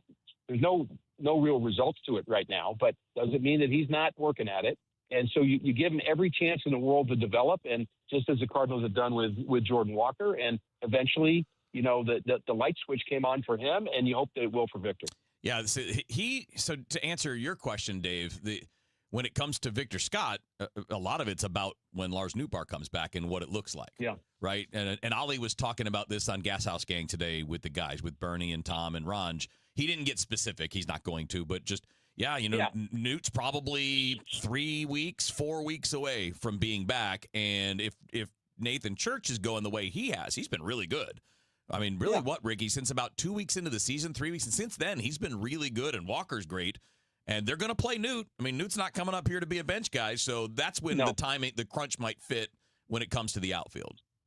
I would be stunned if it's not another 3 or 4 weeks for Newt. I mean, I might be He's wrong not on a rehab that, assignment yet, and he's got to go on a 20, 30-day or 20? Yeah, so we're not sure how many days it is, and I'm not sure when it's going to start, but it's going to be 4 weeks out before we see him. Let's put it that way. Right. And so you make the decision when you get closer to that. And so if you make a decision now, you don't. You're going to bring up a guy that's going to hit 150 that's hitting in AAA. That doesn't get you anywhere. And so you want to make sure that you've got a viable solution. Or you could say, well, we'll go out and buy somebody that costs $10 million to play. No, that's not going to happen. So basically, you're just giving a guy a chance until there's a better option. I think your answer is the right answer. Yeah, that'll be interesting to see too. Not just that one, but even other ones. As the season goes along, because right now that's the big one. But one thing you can lean into for the time being, because you don't have Newt as an option, is that Victor Scott's going to play great center field. And, that's kind of what you're hoping for. The hard part is if you have 2 or 3 guys not hitting at the bottom of the order, now it gets a little tougher. And that's kind of what it was in San Diego, Ricky, because Pages is in a bit of a slump and Scott's not hitting, and it kind of makes it tough because you don't get any turnover to the top of the order. So here's another, and here's not but, and here's another way to look at it. What team in baseball doesn't have 2 or 3 guys at the bottom of the order not hitting? Right now, probably 25 teams are like that? Yeah. Hey, the Dodgers have a guy in the leadoff spot that's not hitting, but I think they're going to find a way for him. Now, I'm not saying that Victor Scott's going to be Shohei Ohtani, but the point is, there's a lot of struggling veteran players in baseball right now. You think about all the really star-studded players. There's a lot of guys just kind of not getting it done right now. And again, I'm not putting Victor in that slot yet, but I think. Again, if there's not another option, I think you just stay with what you've got. Is it just coincidence, Cal Raleigh and all these guys that are just, kind of on the schneid still? It happens every year. It's just different dudes. It's baseball. I mean, honestly, it's not a push-button thing. It's not like, every season is different. Like you come back to spring training. I used to remember this, Dave. I used to come to spring training and say, now, how did I hold that change up again? I used to get everybody out with, because you haven't thrown a baseball for 3 months back then. They do that now. But I want to get that, make sure I get that exact feel again, because that was the difference maker for me. And you had that little bit of, I hope I can find it, because this season's a new season. And I've got to, kind of figure it out again. And sometimes you figure it out, and sometimes it takes you a while to. Cal Raleigh's going to be just fine eventually, but pitchers adjust to him too. That's the other thing. They see, well, what's the best way to attack him, and they just go right there. Well, let me be a total KMOX homer here, but what I'm learning from this season, sitting in my seat in the bleachers, is that I am very excited by the core of this team. And I could see Mason, JJ, Gorman, Burleson, guys like that leading us into the playoffs, maybe even next year, certainly the year after. Yeah, so I was thinking a lot, again, about 1985, and I've mentioned this to you guys before, but 1984, we were in 3rd place, not very good. We lost our best player, Bruce Sutter, Hall of Famer, and we had 5 no-name guys in the bullpen that turned into a thing that worked. And we got better, and we kept getting better, and we kept getting better. And then we kind of added on. You get Cesar Cedeno to provide some pop. Now, there are other guys we got too, Jack Clark. But the point is, it can turn fast. And all of a sudden, the guys that nobody was talking about Willie McGee and Terry Pendleton before they had that season. And then they kept talking about him. I mean, Willie, of course, had the year in 82, but he was still young. Everybody just had better years, and they developed. And so you never know in the game, and that's, again, the beauty of it is guys can all of a sudden turn it on a dime, just again as Jordan Walker did. Yeah, that's the thing. This is a fun exercise. If Jordan Walker hadn't emerged, what's the record? Because I think he's a huge. He's the piece you're missing, right? He's the all-star power hitter, right? Who's hitting 4th if he's not? Yeah, and so yes, I think he is. He has been the straw stirring the drink for sure. Yeah, and that's why the turnaround is faster than we thought, because an internal guy just blew up, and now he's hitting like an all-star. And, boy, in a year, if you have one more of those, whoever it happens to be, Joshua Baez, maybe it's Rainiel Rodriguez, who just got moved to Double-A at 19. Yes. Because nobody can get him out in A-ball. Like, who knows how that works? But it's like those kind of things are what accelerate the process. This is accelerated not only, but in large part because of Walker. And when you see somebody accelerate, and our 85 version would have been Jack Clark going from a really good outfielder to a 30 home run guy and 100 RBIs. So when we saw that, then other guys went from an okay pitcher to a pretty good eighth inning guy, or an infielder went from Tommy Herr went from a good player to a guy that drove in 100 runs. I mean, everybody kind of went to their max, their better, which, you hope what's going on with Jordan Walker will make Nolan Gorman find a better himself, and Mason Wynn and JJ Weatherholt. And I think Weatherholt's a big difference maker too, honestly. I mean, he's not hitting 300, eventually will, but he's still very important to this team. Rick, have a great call tonight. We'll talk to you on Thursday. Thanks, guys. Good to be with you.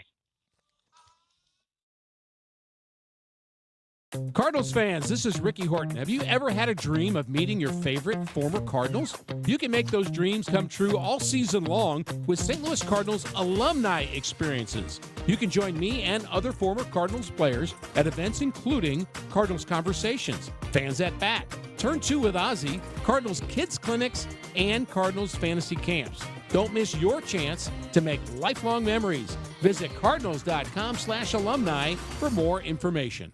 If you're craving baseball conversations about your favorite players, alumni, and franchise memories, you'll love that Cardinals Magazine is dedicated to the stories that matter most to you. From Gold Gloves to championship rings, from the Wizard and Willie to Albert, Yachty, Uncle Charlie, and well beyond.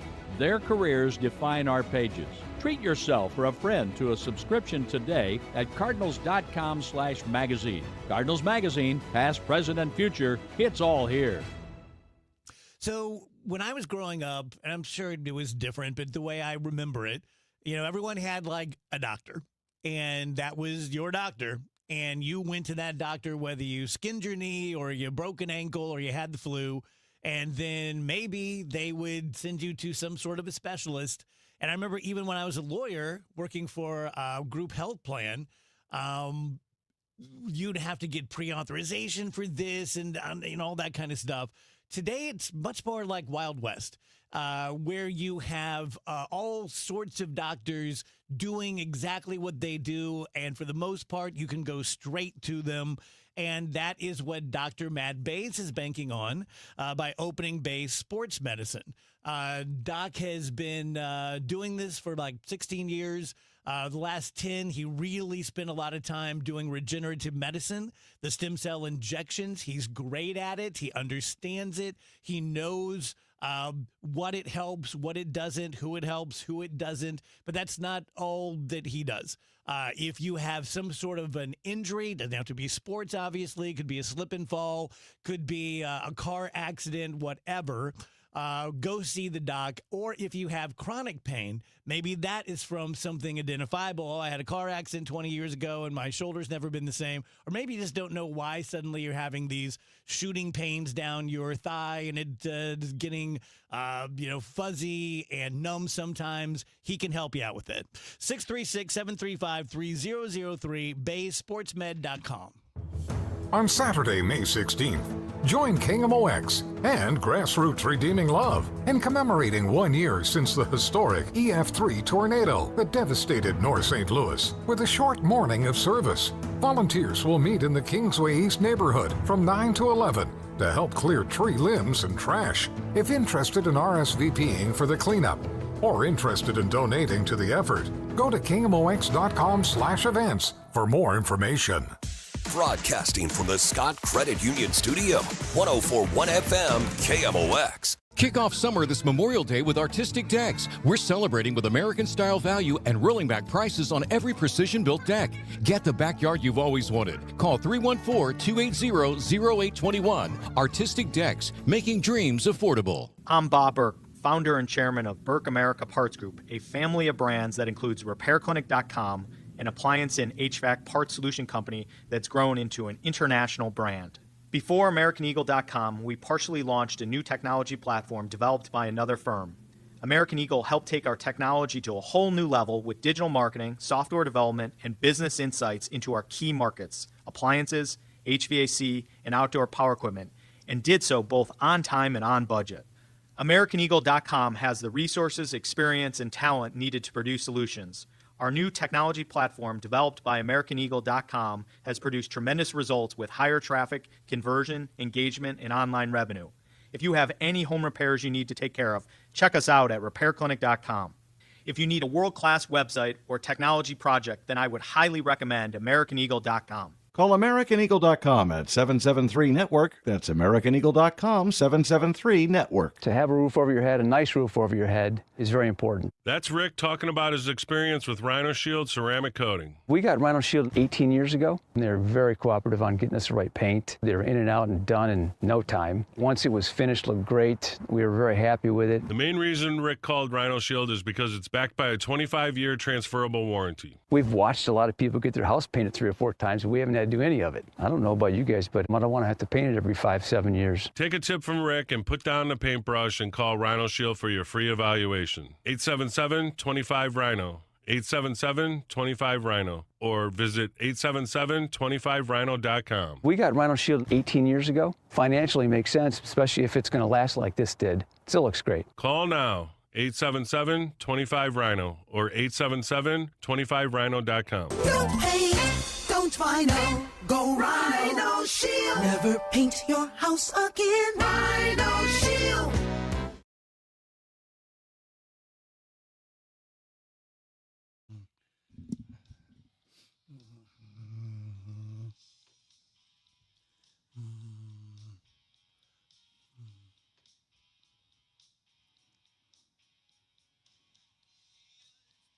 Welcome back, DGS and KMOX. A few minutes shy of 3 p.m.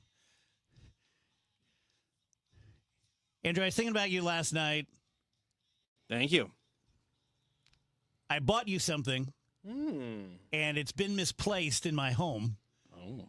So 30 years from now, I'm going to be in full-blown dementia and find an extra-large Team Punch T-shirt. What's Team Punch? Team Punch. Oh, Team Punch. Team Punch. What's Team Punch? The monkey. Oh. Is that how I was supposed to react to the pizza? Yes. I'm shaking ass a little bit in case you're wondering. Yes. The Wheeler corollary would have been for him to say, like, I guess I could wear that. I hope it fits. That sounds like something that would cover my body. Actually, if it's just an extra large, no, sir. Let's see what's going on with Punch these days. I think Punch passed away. No. Oh. He's Why still would there. You say that? What is it with you and like prematurely murdering people? No kidding. Peter Stormare and now Punch? No, yeah, that's right. I did do that. Yeah. Oh, you didn't murder them, but announcing their untimely deaths. I'm guessing Punch is probably. Is there still any Punch news? Not really news. People are just going to visit him at the zoo still. It's kind of crazy how we do that with like little baby animals. Like Moo Dang. When was the last time anybody ever thought about Moo Dang? Well, you called it. During your Punch phase, you said, in 3 weeks, I'm not going to care. Yeah. No, and it's not just me. No one's going to care because I've seen this so many times with like, my little Instagram pets and stuff. I was the last fan of Little Bub when Little Bub died. Who's Little Bub? Little Bub was this messed up little cat freak who, he was like a... His face was... He didn't look like a normal cat. Yeah, he was like permanently small and his tongue hung out. I don't think he could see or smell or hear or anything. And so... Sounds awful. His owner paraded him out because he was cute and we all had to deal with Little Bub. I was obsessed with Little Bub. I love Little Bub so much and I was shattered when he died. Oh, man. This slug from a New York Times story on Punch 3 days ago is the best. You don't have to call Punch a slug. No, that's the name of the story. It's a journalism thing. I know. Said that Punch, now 9 months old, has been attracting tens of thousands of visitors to the small Japanese zoo. He ignores the attention. He's a true superstar. That's Punch for you. He just ignores it. He's a true star. He's like Brad Pitt walking through like, I'm not answering questions. I'm ignoring you. I'll take Punch over pretty much every other celebrity we have today. Oh, yeah. Did you guys see the Zendaya thing? No. she means nothing to me. She's not my generation. I don't think I've ever seen her in anything. I don't hate her. Oh, you haven't seen the Spider-Man movies? No. Oh. But you didn't watch Euphoria? She showed up at a friend's wedding, which looked like is in like a little chapel, like in Vegas or something. And she showed up 20 minutes late, and it's all on video. And everyone's like, "Oh my God, it's Zendaya! Oh my God!" And rather than her being like chill, she's like, "Oh, what is there?" So I just hate the celebrity. I just hate celebrity. I really have come to hate celebrity. Well, that's tough, especially being a wedding. It's tough because it's supposed to be the bride's moment. So Right. they always say, like, don't wear white. Don't try to look prettier than the bride or anything like that. Zendaya is going to be prettier than, like, any bride. Like, she is one of the most gorgeous women on the planet. So, like, the fact that she is ultra famous and she's just showing up at as herself 20 minutes late, like, yeah, it's kind of not maybe like the nicest move in the world for the bride to have that happen. Like, don't you get enough attention? Is it just that? I mean, I'm assuming like someone in the family said, like, will you please come in and it'll make their year if you come in. And I highly doubt she was like, oh, sure, I would love to come, like out of nowhere. I mean, I know I'm just saying, like, I don't know if you guys know what celebrities are, but I saw Katy Perry the night of the Met Gala in some sort of a limo bus because she couldn't move because she's dressed like a robot. And she had her little face thing off, and she was talking to her 8 handlers, and she's like, no, I want you to read every single comment that people post about. And I'm like, God, you suck. You suck. Yeah. Give me Punch. Give me Punch. Well, helps that he can't say words. Although, yeah. if you I think like Katy Perry a lot better if she didn't say words. if you think number 1, Punch is showing up on time to that wedding, or number 2, the whole joint ain't shutting down when Punch walks in, you are incorrect, I think.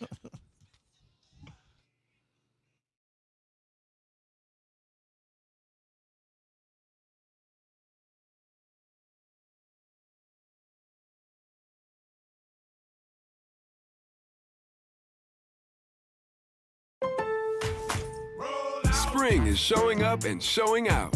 Give your yard its own moment with limited time deals from Lowe's. Grab select 1.5-gallon annuals hanging baskets, 2 for only $15. Plus, we've got Miracle-Gro 0.75 cubic foot garden soil, 5 bags for just $10. A little dirt, a little color, and we are so back. Our best lineup is here at Lowe's. Valid 5/7 through 5/13. Selection varies by location. Excludes Alaska and Hawaii. In a world in need of a hero, one man rises to the challenge in style. He is. Just driving the kids to soccer practice. Make every day feel epic in the all-new Hyundai Palisade Hybrid with up to an EPA estimated 619 miles of range on select trims, advanced tech, and class-leading interior space. Visit HyundaiUSA.com or call 562-314-4603 for more details. And hey, come on, no cleats on the seats. It's 2:56. This time check is brought to you by Paramount Men's Medical Center. Tell you guys about Susan L. Ward. Talk about her pretty much every day. She's not going to be significant to you unless you or someone in your life is going through a divorce or thinking about going through a divorce. And so let's just say that you're in the latter group, that you are thinking about it, but you haven't really told a lot of people yet. The very best thing you can do is talk to a really good divorce attorney who practices specifically in that jurisdiction. Now, the good thing about Susan L. Ward is she has multiple satellite offices. So she spends a lot of time in St. Louis County, but she's also in Jefferson County and St. Charles County and Warren County. And she's just a larger-than-life figure that everyone knows. Every judge knows her. I am quite positive that every judge respects her, and that's a big deal. You go into court with someone who the judge is going to have a benefit of the doubt for because they know her ethics, they know her intelligence, they know that she probably knows the law as well or better than they do. She's going to get not breaks like as in, but kind of like, tie goes to the runner kind of thing. So talk to Susan. She'll answer all of your questions in detail. Then you'll have a much better basis on which to decide which way to move forward. 314-783-9400, stlfamilylaw.com. I'm John Morgan of Morgan & Morgan. My best advice to you when hiring a lawyer for your injury case is simple. If you know court personnel, ask them who they'd hire. They know. If you know an insurance adjuster, ask them. They know. And then ask them about us. Ask them about Morgan & Morgan. They know. I look forward to talking to you soon. There's only one Morgan & Morgan, America's largest injury law firm for the people. Injured? Dial pound law. The choice of a lawyer is an important decision and should not be based solely upon advertisements. Past results afford no guarantee of future results. Every case is different and must be judged on its own merits. Taking care of your health should be simple. And with the NeoVitan monthly subscription, it finally is. Choose your doctor-formulated multivitamin and we'll deliver it straight to your door every month. No more running out, no more remembering to reorder, just consistent nutrition made easy. Plus, subscribers save 10% every month and can pause or cancel at any time. Visit neovitan.com and start your subscription today. NeoVitan, trusted nutrition every day. Why would life-saving care require a membership? In a real emergency, are you reaching for your wallet or your phone to call 911? And what if the member helicopter isn't the closest one? What if they don't carry blood on board? What if those differences matter? They do. Arch Air Medical Service is proud to serve Effingham and surrounding communities with life-saving air medical care. Our highly trained crews deliver advanced medicine in the air because when seconds count, capability matters more than a card in your wallet. Plus, we're part of Air Methods, the nation's largest air medical provider. Worried about cost? Here's the truth. The No Surprises Act protects patients with private insurance from unexpected out-of-network air ambulance bills. You'll only pay your in-network copay, coinsurance, or deductible. If you have Medicare or Medicaid, similar protections apply. Providers cannot bill beyond those limits. That means no air medical membership is needed. Learn more at airmethods.com. Copays, coinsurance, and deductibles are set by insurance providers, not Air Methods. Terms and costs may vary. Contact your insurer for details. The trusted voice of St. Louis. KMOX AM St. Louis. KMOX FM Hazelwood. Always live on the free Odyssey app. At 3 o'clock, we've got sunshine. Right now, it's 81 degrees downtown at the Arch. The St. Louis County Council Ethics Committee says they have new evidence that Sam Page worked as an anesthesiologist during his time as county executive and was paid for it. Councilmember Days. Aye. Councilmember Bangert. Aye. Councilmember Archer. Aye. The committee voted unanimously to recommend the full council refer the evidence to the prosecuting attorney and attorney general's office. It includes invoices showing Page was paid hundreds of dollars and reimbursed for dues and subscriptions for 85 days worked since 2022. County Executive Page, ahead of the meeting, denied being paid for his work. I've been working as a volunteer without being compensated. Committee Chair Councilman Mike Archer called it a distinction without a difference. The fact of the matter is the county charter says you shall not work on any other outside business, whether or not you're getting compensated or not. Archer adds this vote could be the first step towards Page's removal from office. Sean Malone, KMOX News. City Mayor Kara Spencer says the police board's lawsuit against the city may have been authorized in an improper meeting. The state-appointed board voted behind closed doors yesterday to sue City Hall for nearly $68 million in additional funding. But Spencer says the emergency session was called by the board's attorney, a move she contends violates the board's own bylaws since the attorney has no authority to call meetings. Spencer, who sits on the board, also says she was given no agenda before the vote. St. Louis garbage trucks are getting a major technology upgrade. Truck drivers will soon have tablets to follow their trash routes on. The tablets will be mounted inside of the garage garbage trucks, allowing for drivers to view them hands-free. Refuse Commissioner Randy Breitenfeld says the move was more than necessary. Yeah, we've been living in the Stone Age forever. That's why I said enough's enough. We got to do something different. Breitenfeld says drivers have been using printed paper routes for years, and the hands-free tablets will provide drivers with a safer, modernized alternative. Marty McCary is resigning as President Trump's Food and Drug Administration head. President Trump was asked if he forced the chief to resign. Well, I don't want to say it, but Marty's a great guy. He's a friend of mine. He's a wonderful man, and he's going to be off. And the assistant, the deputy, is taking over temporarily until we find. Everybody wants that job. It's a very important job. The FDA commissioner, as the leader of an agency that regulates billions of dollars in consumer goods and medicines, is often required to juggle competing priorities that straddle science and politics. From the business desk, St. Louis native and OpenAI CEO Sam Altman took the witness stand today to defend his business record in a trial pitting him against Elon Musk. Musk is seeking Altman's second ouster from company leadership as part of a civil lawsuit accusing him of betraying their shared vision for OpenAI. Altman testified today about the concerns he had over Musk's attempts to gain more control over OpenAI, which makes ChatGPT, and is aiming to safely build a better-than-human form of AI called artificial general intelligence. Let's get an update now of the St. Louis Business Index to Stiefel and Scott Bedell. Scott? Good afternoon, Michael. Hello, everyone. The highest consumer inflation report in the last 2 years caused some indigestion in the hot technology stocks, but not in the blue chip average. At the closing bell, the Dow Jones Industrial Average was higher by 56 points, or just about 0.1% at 49,760. The Standard & Poor's 500 index gave up ground, slipping 0.1% at 7,401. The NASDAQ Composite Index slid 0.75%, finishing at 26,088. Locally, the Bloomberg St. Louis Stock Index had a positive day, rising 0.1% at 1,675. Helping that index to move higher, Stiefel Financial added 0.5% at $75 even. Post Holdings gained 2.25% at 102.75. Bayer Corporation up 3%, closing at $11.21. On the downside, Caleres lost 5.75% at $11.36, while Future Fuel tumbled 15.5%. They closed at $4.07. For KMOX, this has been Scott Bedell from Stiefel Financial, member SIPC and New York Stock Exchange. For more information on our firm, we invite you to visit our website at stiefel.com. Sunny skies and the southerly flow all afternoon on this Tuesday, so we're going to warm it up to 83 for the high, but a cool front on the way. The next one in the northwest flow. Scattered showers and a couple of thunderstorms around this evening and overnight. Limited strong to severe weather, but again, expect some thunderstorms, though not for everybody. 59. Wednesday, sunny, slightly cooler. Northwest flow.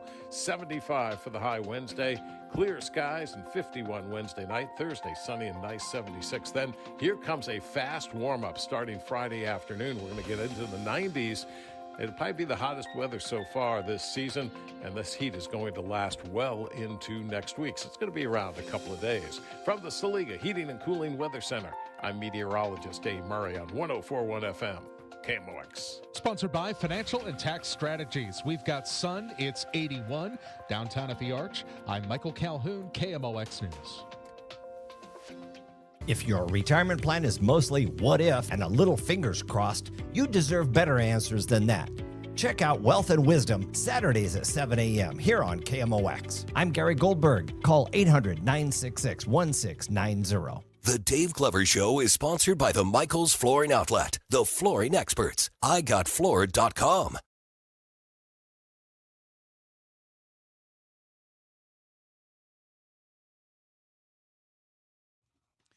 Welcome back, guys. DGS on KMOX.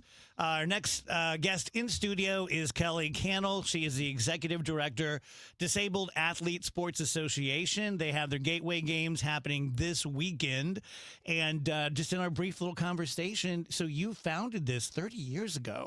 And we were talking about how Paralympics and things like that existed, but it didn't have nearly the coverage that we see today. No, over the last probably 2 or 3 Paralympic Games, we're definitely getting more coverage. Mm-hmm. And I think that was mostly because of the sled hockey team. That sled hockey team, Team USA, has won gold for the last 10 Paralympic Games. Wow. Mm-hmm. We, DASA, started a sled hockey program here in St. Louis in 2001. And since then, we have produced 4 gold medalist Paralympians. One of them was team captain this year at the Paralympic Games. Well done. And has been. What was it 30 years ago that moved you to do this? Well, I'm a physical therapist, and I worked in the realm of spinal cord injuries and pediatrics, and it just didn't fit right with me that I was trying to fix these individuals when I knew that through sport and fitness, these individuals could be setting their own goals. They could perceive through or go through any challenges if we empowered them to use the abilities that they had. Yeah. And a lot of them were athletes to begin with. So I didn't, in their new normal, it's like there's still a sport you can participate in. And so I just formed a nonprofit. I had no idea it was going to get this far and this big today. That's It was fantastic. something for me to do on the side. And we have a mutual friend, Maurice, who absolutely charmed the Dave Glover audience, as you can imagine. She does that, And you sort of discovered her. Yes, actually, my son did. We were at the zoo, and my son said, it's a funny joke we say within our families is, look, Mommy, it's Dasa baby, because he saw her prosthetic leg. My children have grown up with Dasa and all of our athletes as family, and we started talking to Amaris, and we got her into swimming and then track, and our family got to join her family in Paris for the Paralympic Games. So very, very proud of her. Yeah. She was fantastic. Yeah, She was she's an great. amazing What an young lady. ambassador. She's wonderful for Yeah. everything, yes. So tell us about the games happening this weekend. So the Gateway Games presented by the Hartford is really exciting for DASA. We have been hosting the Gateway Games since 2009. In these past 3 years, the Hartford has seen the quality of the event, and we have been selected out of one of 5 series that they support across the country.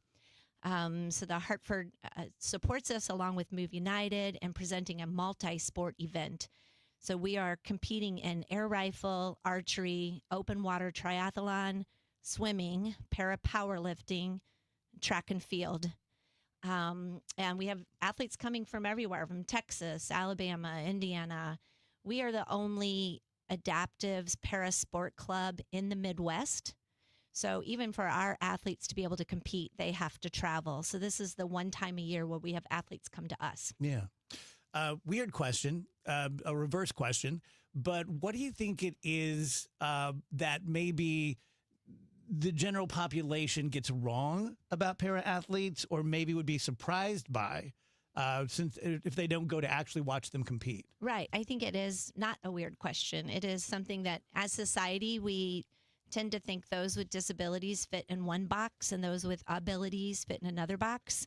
But if we think about it, within us with abilities, we're all very different. So those with disabilities are also very different. Right away, when you say somebody has a disability and they're in athletics, society typically assumes Special Olympics, which is a wonderful organization for individuals with intellectual and developmental disabilities. There's not really a large fit for those with physical disabilities like cerebral palsy, amputation, spinal cord injury. And so this is an opportunity for them to compete at a very high level. Our athletes in this competition this weekend will have to hit a standard to make it to the national championships. And there might be 0.5% of those athletes that are training and elite enough to even think about hitting a standard for the Paralympics. Like any other kind of athletics? Yes, the Olympics and Paralympics are the same. So the sports that you see in LA in 2028 in the Paralympic Games will be the same as the Olympic Games. And those athletes train at the Olympic Training Center in Colorado Springs. They train on track in Chula Vista. We're hoping to have at least 5 athletes in LA at the Paralympic Games. And Amaris, of course, will be one of them. Yeah. Rach, Kev, jump in anywhere you want. Yeah. So you are a feeder to the Paralympics. Yes, I would think that we could call ourselves a Paralympic pipeline. That's what we're doing. And it's wonderful when that happens. It's not the main focus, though. What we really want is for all individuals with physical disabilities to understand that they have abilities. It might be their new normal, but find out what your ability is and do the best you can with that ability. And don't let anybody lower the expectations of you. If you want to be an athlete, gosh darn it, we will find a way. The differences in what our athletes do and a typical athlete is we have adaptive equipment. The sport itself is not adaptive. So if you come out and watch our track meet this Sunday out at Francis House Central, you will see us running the 100, 200, 400, 1500. We run marathons, but we're running them in a racing chair, or in like Amaris's situation, she runs with a running leg.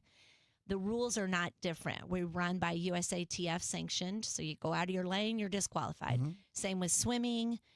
Same with our triathlon. We are the only adaptive organization in the country that's hosting an open water triathlon for our athletes with disabilities.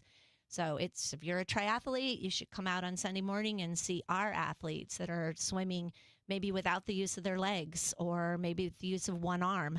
But they are doing what you are doing. When they get out, they get in a adaptive bicycle or a racing chair instead of running with their legs, but they're doing the same distances with the same rules and regulations. Was it? I would guess sort of like you said.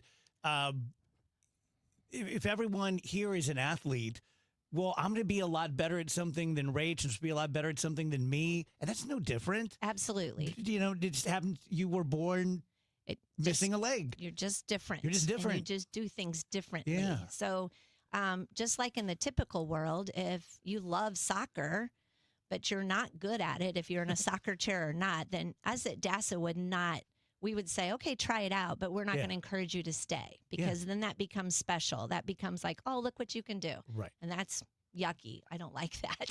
Instead, drill down on that for me. Well, yeah. Instead, that would be something that we as society would want for that person. Like, oh, at least you can do this. Yeah. And instead, DAS is going to find a sport that you're successful in. We had a young athlete, my friend Kyland. I'll throw his name out there. He's amazing too. He was an amazing able-bodied tennis player till his junior year of high school. And all these kids that jump into the high schools, into the swimming pool at the hotel the night before, he dove in and broke his neck. That's what you say right away. Oh, right? But what happens is we meet him at the rehab center. We duct tape a tennis racket to his hand, and we say, you will play again. You're just going to play differently. Now, he's a quad, so he did play in the wheelchair tennis open. He did it. But then with his new normal, wasn't the best sport for him because he loved tennis, but now that he has a new ability, his best sport was rugby, and he's really good at quad wheelchair rugby. So we found what was best for him instead of what everybody just assumed. You used to play tennis, let's do it again, where he wasn't exceptional at it, but he is very good at rugby. Kelly, talk a little bit more about the emotional well-being that playing sports can provide. Like maybe some of these athletes have just shared like what it's able to do for them mentally, emotionally. Thank you. Yes. They share it all the time because, our hockey team will talk about how it's a brotherhood. Our parents of these individuals talk about the emotional support because our athletes have different lifestyles, right? So they're wearing braces, or they have to, if they all want to go out on Friday night, they got to figure out how they're going to get down the 3 steps to the restaurant. So they can share those experiences with each other. They all have great able-bodied friends, but these are type of experiences and emotional support they can receive from each other because they all are challenged in today's world.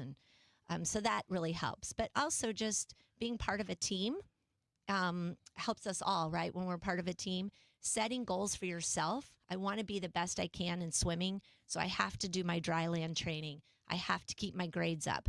That's different than your physical therapist telling you, I want you to do these exercises. You have to be stretched.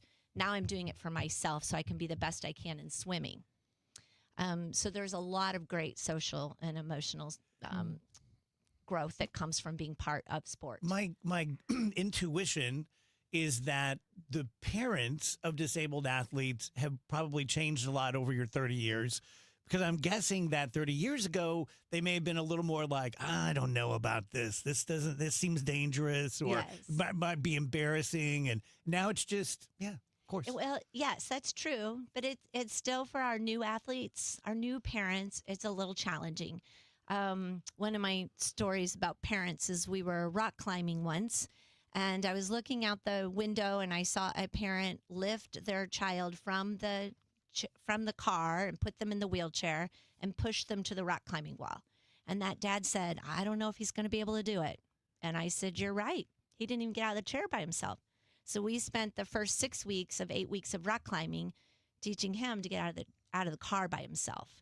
So you're not going to be a rock climber if you can't do that. So it's really teaching the parents, I'm not going to fix them for this 30-minute session today. We are working on your whole person. Kev, for years, has coached 14 and under baseball. I'm sure it's no different. Oh, yeah. No. Right? When they show Same up, idea. Yeah.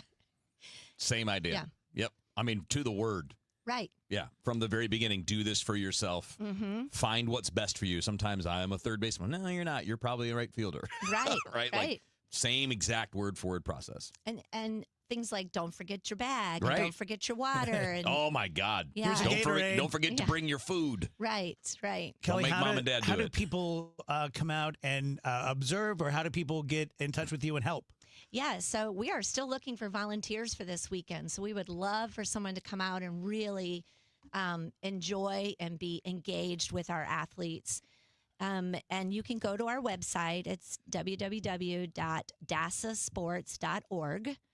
And again, there are so many events to choose one from Friday through Sunday. Pick your pleasure, whatever sport you like. Come out and watch, be fans in the stands, or volunteer. We'd Very love to nice. have you. Great to meet you. Anything we can do in the future, let us know. Thank you so much.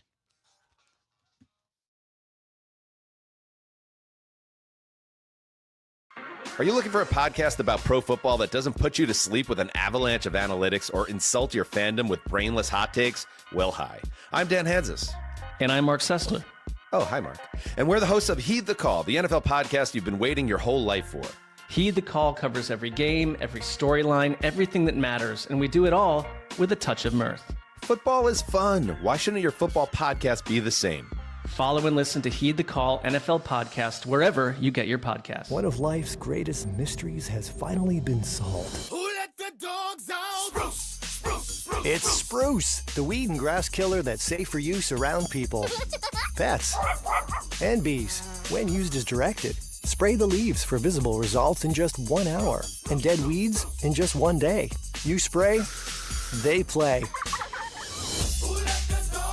Spruce, pet friendly, weed deadly. Find wherever weed killers are sold. This is the story of the one. As a procurement manager for a hospital system, she keeps every facility in her network stocked and ready.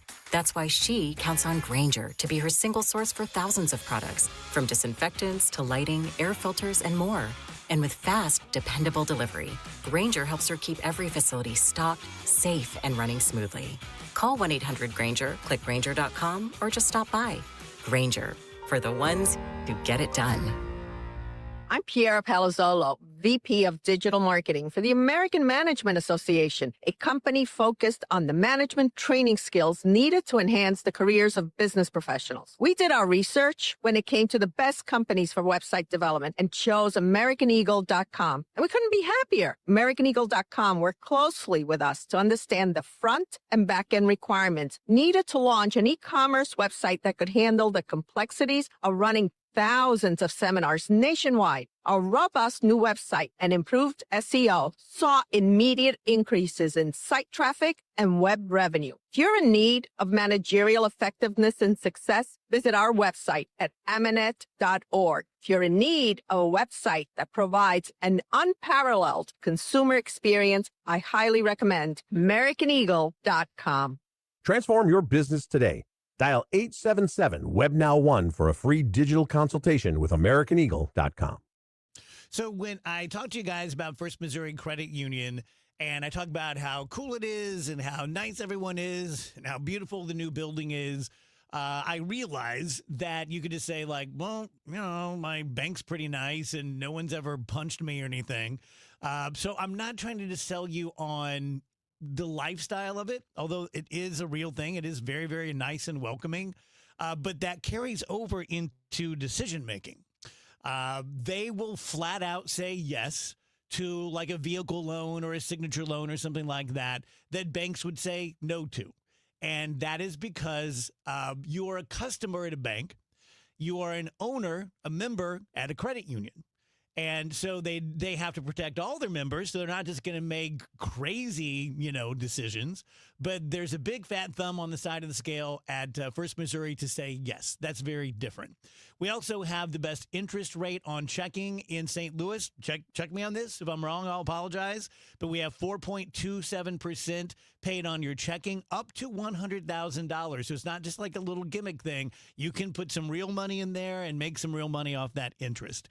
2 locations down on Lee May Ferry, 314-544-5050, the number 1 STMOCU.org. Gas prices are brutal, but Kaufman Townsley, St. Louis's injury lawyers, has your back. They're giving away $77 gas gift cards, fueling St. Louis all gas, no brakes. Enter until May 17th at KaufmanTownsley.com. Kaufman Townsley, St. Louis strong. 100 years of service and still at your service. KMOX.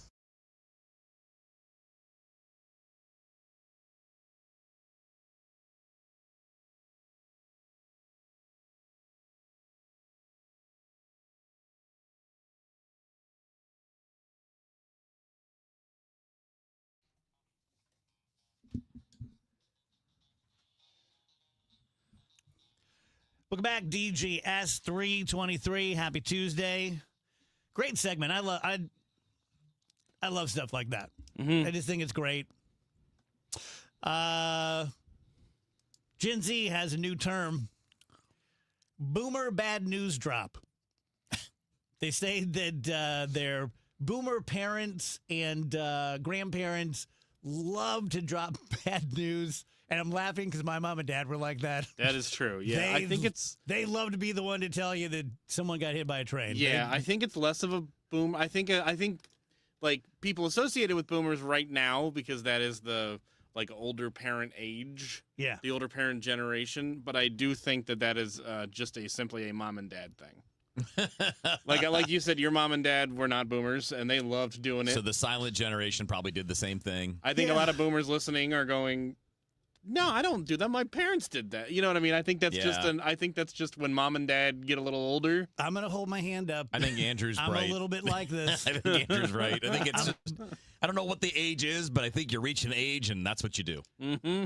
I just love. I mean, I have a really big audience that I talk to 4 hours a friggin' day, and yet in my other life, if I come across a little bit of information, whether it's, hey, did you hear this happen in Congress? Or did you hear what Leroy did? I love to be the one to crack it on you. It's always fun when someone hasn't heard something. Oh, yeah. I thought this was interesting, too. Gen Z clearly is jealous of my and Wheeler's generation, Gen X, because they're always trying to do the stuff that we did, and they're always posting like, oh my God, to be born in the 60s and did this and this and this. And then I just saw a story today that guess what is sweeping Gen Z? Hacky sack. Oh my God. Right. I actually saw some folks doing that. Some kids doing that maybe 2 weeks ago. I guess it's back. Yep. It's huge on college campuses. I mean, it makes sense. Easy, fits in your pocket, kills time, fun. Well, two of those things are. Well, one of those things is true. Which one? Kills time. It fits in your pocket. Oh. I don't think it really kills time. It's not fun. It's not easy. Not a hacky sacker? No. I was not either back in the day. I don't have those kind of I wanted skills. to be because, around, 8th grade, everybody started getting into it. Yeah. And it's like, now this is like the third life of hacky sacks. Yeah. What are the little skateboards called? Tech decks. What? I don't know about these. Those were popular when Andrew and I were kids, and they're just like a skateboard you like ride with your fingers, basically. It's a little toy skateboard. The Gen Z kids, they love those. Really? I see those all the time. Wanted to be good at those more than anything because that's what There's a talent to it? Yeah, oh yeah, it's not hard to do because a lot of my friends in like middle school and early high school were they actually liked to skateboard, and that was also during the era of like Tony Hawk was at his most popular, and like Jackass, which had a lot of very associated to skate culture, was becoming huge and on TV and stuff. I wanted to be good at the little fingerboard stuff so bad. I just couldn't do it. I'm incapable. I don't think I've ever seen this. Like, you just roll it around on the table in front of you? I'll see if I can find one at a toy store and bring it in. I'll find one at like Walgreens or whatever and bring it in. All right, but like, do they have like little courses like in front of them? You're like, no, you just do tricks. Like you could grind on like the side of the table or whatever, and stuff? you can flip it. Yeah, if you're good at it, you can flip it. Okay. Got it. So it's more like a fidget toy type thing. Yeah. No. Okay. Did you say no, I Andrew? did say no. But is it kind of like that, right? Like I was going to liken it to a fidget spinner in a way of just like, it's just kind of something to do with your hands. Yeah. Yeah. I mean, sure, I guess in the way that like everything is something to do with your hands. I don't know. Well, what would you quantify it as? A sport? Yeah, like a skill, like a toy, like a skill-based like a yo-yo. Sort of, yeah. Like a yo-yo, like sure you can just do this with a yo-yo for 2 minutes and then go, this sucks, and throw it. Or you could get Learn all like the really good tricks at and it stuff. and do Yeah, all right, kinds of like right. tricks and things. I think Right. there's something to it. Right. Now, granted, it does seem clear that I put this on a certain higher pedestal than everybody else. I'm not sure I've ever seen you defend something like this. It was funny where Wheels was like, "Oh, so it's like a fidget thing," and we said opposite answers at the exact same time, very decisively. Like, yes, no. That's funny. Lombardo Ridge. Yeah, Lombardo is known for their quality, luxury, and thoughtful design when they are making these custom homes. And of course, you can find Lombardo homes in some of our most desirable communities here in St. Louis. Right now, Lombardo is continuing a limited spring opportunity. They are offering select enhancements designed to elevate, your home and your experience. So I'm talking like a finished basement recreation room, maybe a premium kitchen, cabinet upgrades, or flexible options like design credits or closing cost savings. All amazing deals that are available now. Visit lombardohomes.com to learn more or stop by a sales office today. Yeah. Rach and I have been to several of the openings for Lombardo Homes, and like there would be different builders within that same community, and they're all very nice. But there's something about a Lombardo home that just stands apart, just stands out. Also, they're cool people, and know this. They know that 9 out of 10 of you are also looking at existing homes. They don't shy away from that. They don't run away from it. Happy to compare, what they do to an existing home in Sunset Hills. For all things Lombardo, go to lombardohomes.com. 1 year after the devastating tornado struck our hometown, We're in carpool waiting, and they said their cars literally lifted up and slammed down. Their windows were shattered. KMOX looks back at the resilience. Fell in on the bed, right where I sleep at. And at the challenges which remain. Does State Farm deliberately underpay claims? Thursday night from 8 to 10, we'll bring you an encore of our emotional documentary, Resilience, immediately followed by a new special looking at progress made in the year since. Thursday night on the Voice of St. Louis, KMOX. I'm Piera Palazzolo, VP of Digital Marketing for the American Management Association, a company focused on the management training skills needed to enhance the careers of business professionals. We did our research when it came to the best companies for website development and chose AmericanEagle.com. And we couldn't be happier. AmericanEagle.com worked closely with us to understand the front and back end requirements needed to launch an e-commerce website that could handle the complexities of running thousands of seminars nationwide. Our robust new website and improved SEO saw immediate increases in site traffic and web revenue. If you're in need of managerial effectiveness and success, visit our website at amanet.org. If you're in need of a website that provides an unparalleled consumer experience, I highly recommend AmericanEagle.com. Transform your business today. Dial 877-WEBNOW1 for a free digital consultation with AmericanEagle.com. Working full-time but still falling behind? Learn how real estate education can help you build income and get ahead on your terms. Text radio to 88007. That's RADIO to 88007. Presented by Lifestyles Unlimited. This Memorial Day, Artistic Decks is honoring the season with rollback pricing. Precision craftsmanship meets old school American value to help you save big. Quality you can trust. Call 314-280-0821. Artistic Decks, making dreams affordable. Why do the national tax resolution firms need the tiny fine print at the bottom of all their TV ads? Hi, this is Lance Story with the Lance Story Law Firm. You don't hear fast-talking disclaimers in our ads because the claims we make are 100% transparent. The Lance Story Law Firm primarily focuses on one thing, IRS problems, and we're regulated by the Bar Association, and we have a AAA rating with the Better Business Bureau. IRS issues are serious legal issues. The Lance Story Law Firm has helped thousands of clients navigate the best resolution plans, and we tell you up front exactly how much it'll cost. Tax resolution law is all we do. So before you send money to some out-of-town, high-pressure salesperson, give us a call at the Lance Story Law Firm, located right here in St. Louis. Call today to schedule your free consultation with me, 314-260-6120, or visit lance.drurylaw.com. The choice of a lawyer is an important decision and should not be based solely upon advertisements. Traffic from the MichaelsFlooringOutlet.com Traffic Center. Well, we got slow going right now on westbound 370 west of the Mills out to the Discovery Bridge. Westbound Highway 70 a little busy at O'Fallon Park. It's a little slow at the East Terminal of the airport between TR Hughes and KN right at Highway A. Southbound 170 bogs down at about Delmar to 64, westbound 64 Kings Highway through Bellevue. Lindbergh out to 270, slow west of Clarkson to Topgolf. 364 out to 70, but if you could continue north on 61, you have a jam just north of 70.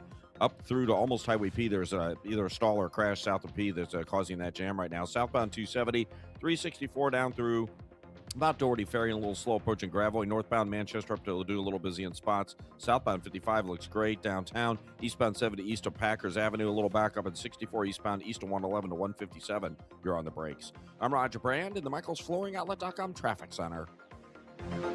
What's more St. Louis than the historic Anheuser-Busch Brewery located in the heart of Soulard? A visit to the brewery is a perfect way to kick off your summer in St. Louis, and there's something for everyone. Walk the historic grounds and see where Budweiser has been brewed for 150 years.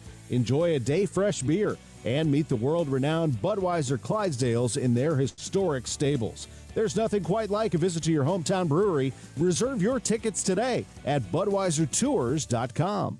Today, the Cards, the Athletics. Ameren Total Access 745. First pitch 840. Cardinals Radio, 104.1 FM, KMOX.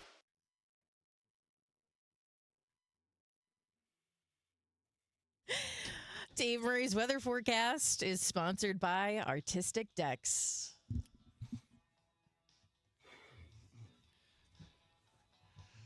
Welcome back, DGS. Our buddy Vic Souders says, well, I know Wheels is Gen X. Dave, aren't you boomer but on the cusp? Shut up, Vic. Vic, chill. Vic, chill. Vic, we don't bring that up, man. Chill. Hey, yo. Dave has disavowed the boomers. Chill. Hey, where's that button where you get rid of people? Oh, I can do that. I can do that, no problem. I missed Gen X by 4 months. And it's one of the banes of my existence because it is technically accurate and practically completely wrong. Yeah, you grew up as an X. Completely. Yeah. Like my brother and sister were boomers. Right. And they grew up as boomers. They had JFK and, Vietnam and all that stuff. And I had Huffy bikes and, the like. I'm proud to be a millennial. Me too. I like it. Mm-hmm. I'm proud to be a boomer. Yeah. There you go. Come on. You guys take it on the chin. We guys, boomers. We guys, yeah. They ask me if I care.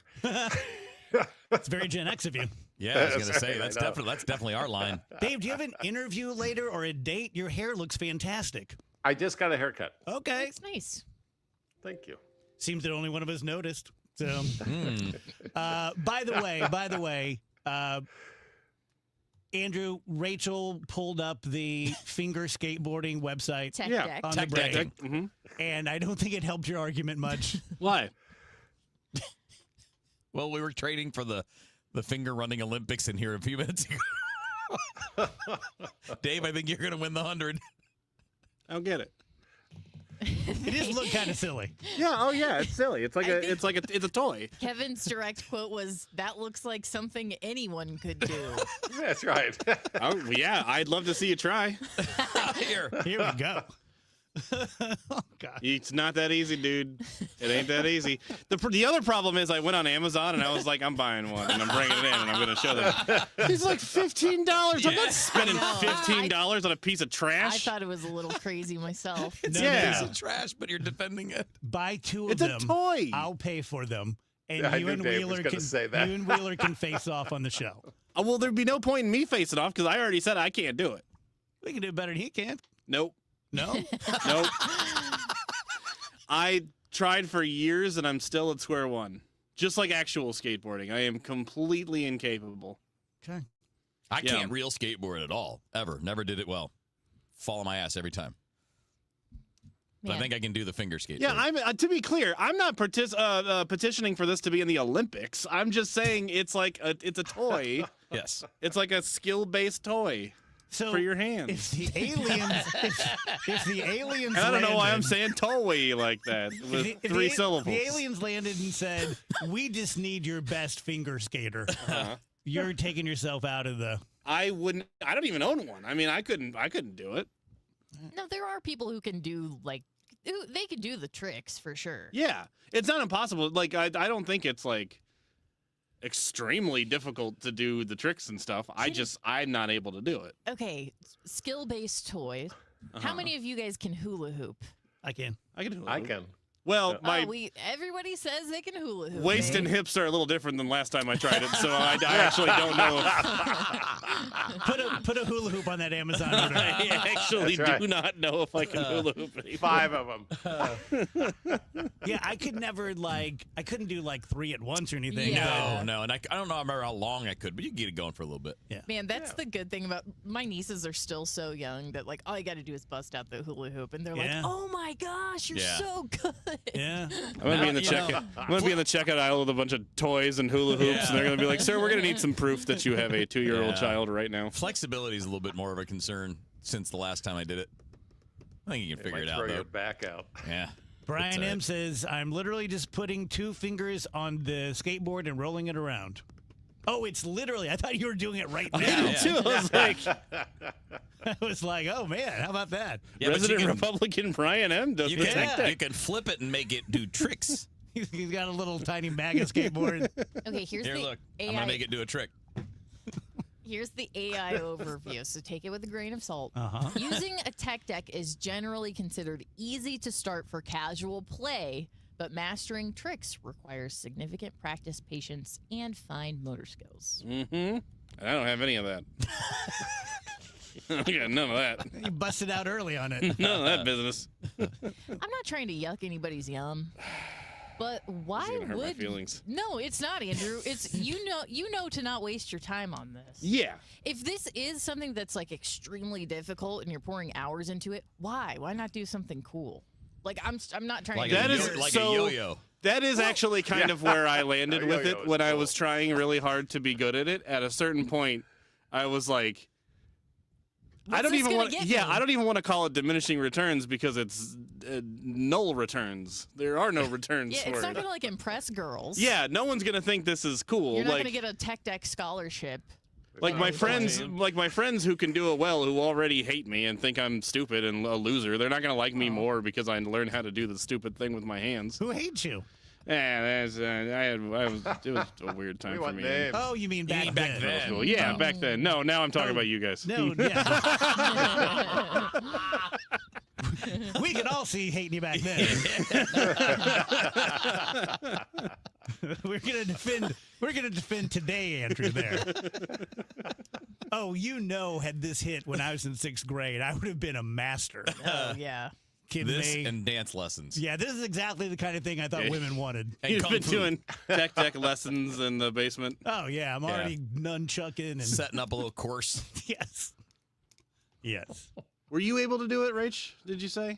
I never owned one. Okay. The boys in my class had one, so I would take it for a spin for 30 seconds. But then it was like, okay, well, I'm pretending I'm riding a skateboard, I guess. It's kind of like playing with a little toy horse or something. It's like I'm skating down to the park. Precisely, yes. It was supposed to be wish fulfillment for losers like me who don't have the balance and coordination to actually skateboard. So I was like, oh, this is perfect. This is going to be kind of the same thing. And then I couldn't do this either. I was like, come on. I guarantee you that even the guy that invented it goes, this is kind of stupid, right? No one's going to buy a tiny skateboard. Still going. I was shy. I thought it was going to be vintage what toys. What else could we miniaturize that you could do with your fingers? Oh, there's miniature BMX that you ride with your fingers. You pedal it? I don't think you pedal it, but you work the bars and then you flip it and do spins and stuff. Silly me. We used to do those when you had the GI Joes, man. They used to be like Olympic divers because you could just go woo, and let 'em fall. Yeah. Hot Wheels. Yeah, Hot Wheels, man. You could do tricks. Oh, now tricks are cool. We're not really saying they're cool. Oh.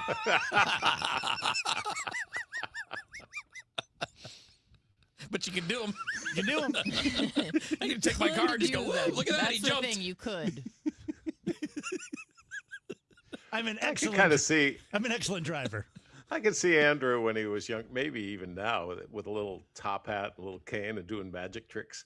I had a cane. Oh, okay. No, because I don't have the dexterity. I don't have the fine motor skills.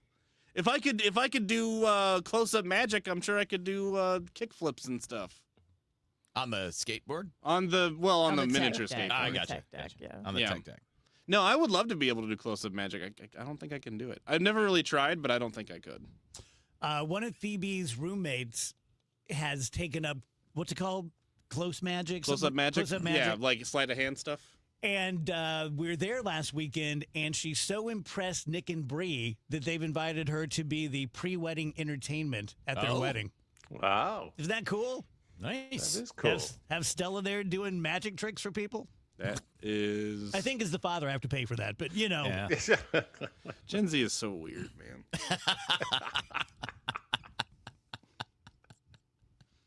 I didn't know a ton of sorority girls when I was in college, but they really weren't into close-up magic. Sleight of hand. Andrew, you're going to be a great old man. You got a head start. Kids these days with their hand dexterities and their up close magic. This all started because we were talking about hacky sack. Oh yeah. Do you guys remember hand sack?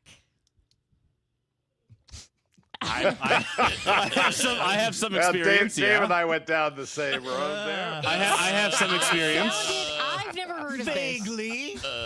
I've never heard of this, but I found it on a Wikipedia list of skill toys. Is my name there? Which is what Andrew described the tech deck as, a skill toy. Skill-based toy. So it's a sack or similar object, typically made of cloth, and filled with sand or similar material. Knowing you guys. Yeah, thanks, Dave. It's been a good 25 years. Tossed on the back of the hand for the purpose of mastering tricks or playing games. On the back? Yeah. Never tried the back of the hand. Well, I just wondered if you guys knew what it was. It is a skill. Yeah. Yeah. Yes, absolutely. It's one of the few skills that's innate to the human animal. What other toys are on there? Any other good ones? Yeah, there's a bunch I've never heard of. Andrew's like trying to change this subject. Yeah, he's trying to help her out. Well, I keep having more jokes that come up that I really don't want to say, so I have to change it. I'm just gonna sit here and laugh because I'm gonna get in trouble. A boomerang. Oh my goodness, I've that's always one wanted one of those. Every boy on earth wanted to try a boomerang, and it either didn't work or it killed one of your loved ones. Yes. Those were the only two options. They come in hot when they come back at you. Yeah, it knocked out a bunch of grandpa's memories, or you just chucked it and it just disappeared. Oh my goodness. Tech Deck is on the list of skill toys. Oh boy. Validation. Come on now. Come on now. Hey, if you can hand sack, you can. You can tech deck. You can tech deck. Same basic principles apply. Look, Dave, a flip. Slinky. Slinky is not a skill-based toy. Oh my God, you it gotta is. get it going down those stairs. Yeah. Yeah, Especially you go- if you're going angles and Has anyone you ever push it. made that happen? Yes. Downstairs? I've never tried. You have to have the metal slinky. I've got a slinky at home right now. Plastic slinkies are. Yeah, you're right. The metal ones you got to have. Yeah. Plastic ones suck. I was into yo-yos for a couple weeks. Oh, me too. So I Rachel could and I never were get it. part of the generation, and maybe you guys had this too, where for some reason in our school they were allowed to bring in market. Yeah, they were sell allowed you to bring in yo-yos. professional yo-yo tour and then just to sell us yo-yo. Yes. What in the hell was going on there? And the weirder part is in my school, like they had that, but Christian. So that was like all avenues were being covered. Christian yo-yos? Yeah, it was like a Christian message. Oh, Because there's no way they're letting him into the school unless it's like on message. for Christ. Right. I call Yeah. this That's one. It's called I call this one. He's in the tomb and he's out. This is the crown of thorns. This one here, that's the act of contrition.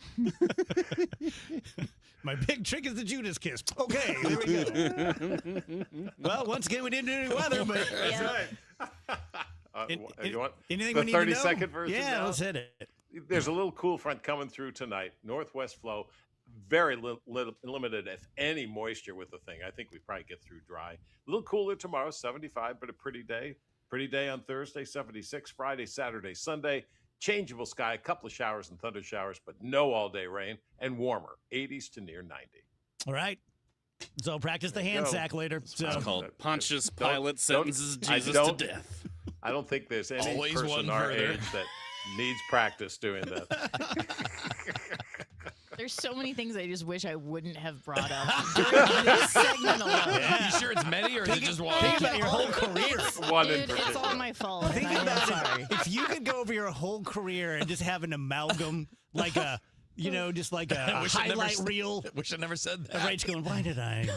It's just a big mosaic of my stupid face saying things that are upsetting. There's one classic one with Close that you brought something up and it turned into one of these. Do you remember? There's no reason for you to remember, but I just remember it when we were at 97.1 and you brought something up and you're like, oh my God, for real. I don't. There's so many. There's so many with The close. thing is that there wasn't just one. There had to have been dozens. I mean, that carp was one of those. Because she said something, and then he said something, and then she believed it. God forbid she believed what her coworker says to her on the radio, and then he's like, "Ugh, carped you." Yeah, Carped that was a great Rachel quote where she's like, oh, I guess I feel pretty stupid for believing something one of my best friends told me. So. What a fool. Oh, man, you stuck that knife in there real good. Nice It's job. like Nick was talking about how I used to scare him, like haunted basements and stuff. And I go, man, kids just believe the craziest things. And he's like, yeah, it's almost like you're only born like 4 years before that. And didn't realize that Grandpa's ghost wasn't in the well. So thank you, Dave. You got it. Tell you guys about my friend John Moriarty at E3 Wealth. If you are not a business owner, you're just a normal guy like me, and you would like to talk to John about some of his strategies with financial planning and taxes and such, he's happy to do that. It's just that his subspecialty is doing that financial planning and business coaching for people who already have a business or an entrepreneurship, or you're just getting started, or maybe you're like my age and you've had a really successful run and you want to hand your business off to your kids, or you want to sell it to a competitor. All of these things John can help you out with. John is unique. He is a very quiet, soft-spoken, gentlemanly kind of guy, but he's very aggressive when it comes to protecting your business and ethically avoiding taxes and just maximizing what it is you want to get out of your business or entrepreneurship. All you have to do is go to e3wealth.com, make a contact, have a cup of coffee, see what you think. Traffic from the MichaelsFlooringOutlet.com Traffic Center.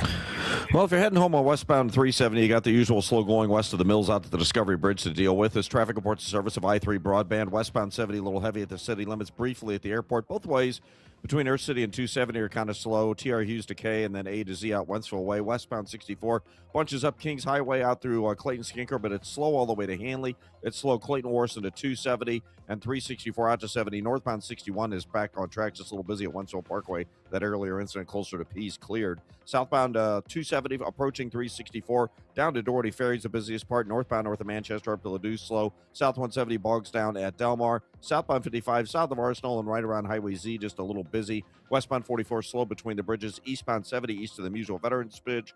Heavy to 64 and 64 jams east of 111 to 157.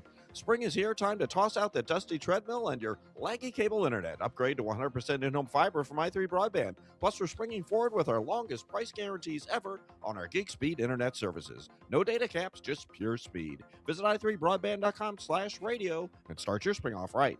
I'm Roger Brand in the MichaelsFlooringOutlet.com Traffic Center.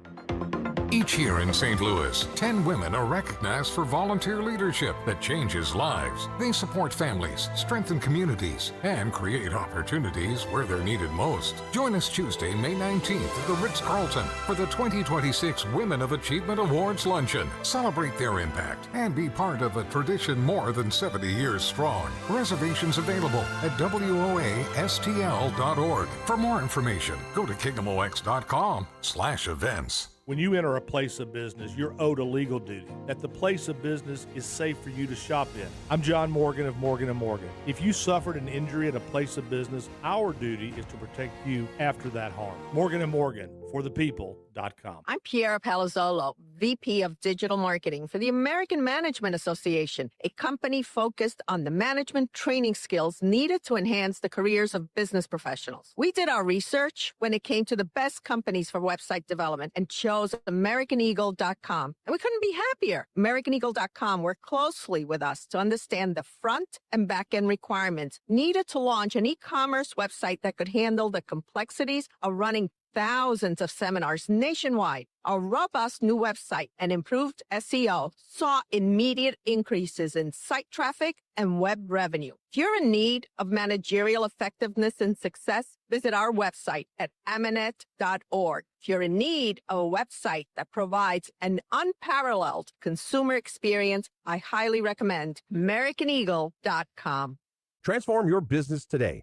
Dial 877-WEBNOW1 for a free digital consultation with AmericanEagle.com. There is a pretty big golf event that is going on this week, and this is why FanDuel is the best. All FanDuel customers can get two 30% profit boosts to use before the golf tournament begins. You can use that profit boost on top finishes like top 5, top 10, top 20, and more. And you can back the golfers you think are going to be in the mix once we get to Sunday. Because in a tournament like this, it is not just about who wins. It's about who stays near the top. So get in on this before the tournament starts. FanDuel.com/Missouri to get started. That's FanDuel.com/Missouri. Must be 21 or over and present in Missouri. Opt-in required. Bonus issued as non-withdrawable profit boost tokens. Restrictions apply, including any token expiration and max wager amount. Gambling problem? Call 1-800-GAMBLER. Broadcasting from the Scott Credit Union Studio, 104.1 FM, KMOX.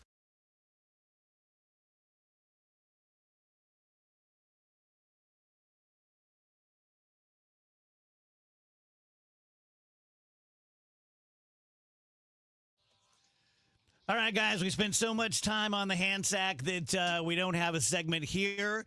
When we come back, we'll do the Think Tank with Kurt Barr and Rasheen Aldridge. Should be really good. Tell you about my good friend Ben Barnett at Timberline Professional Tree. He was just out of the house today, tearing out some old stuff that just looks bad. He's checked out all the trees and, hey, this one looks great. This one could use a little bit of this. Your evergreens, XYZ. And, I don't know nothing. I don't know nothing about nothing. I'm certainly not going to look at a tree and say, like, oh, I think it has, like, boll weevils or, whatever it happens to be. Ben is one of the very few board-certified master arborists in town. They also have 7 other certified arborists on their staff. At least one ISA-certified arborist is on every crew. Be very careful. I don't begrudge a guy trying to make a living putting a sign on his truck that says, tree service. But make sure that you're dealing with certified arborists. At least someone on the crew knows exactly what they're looking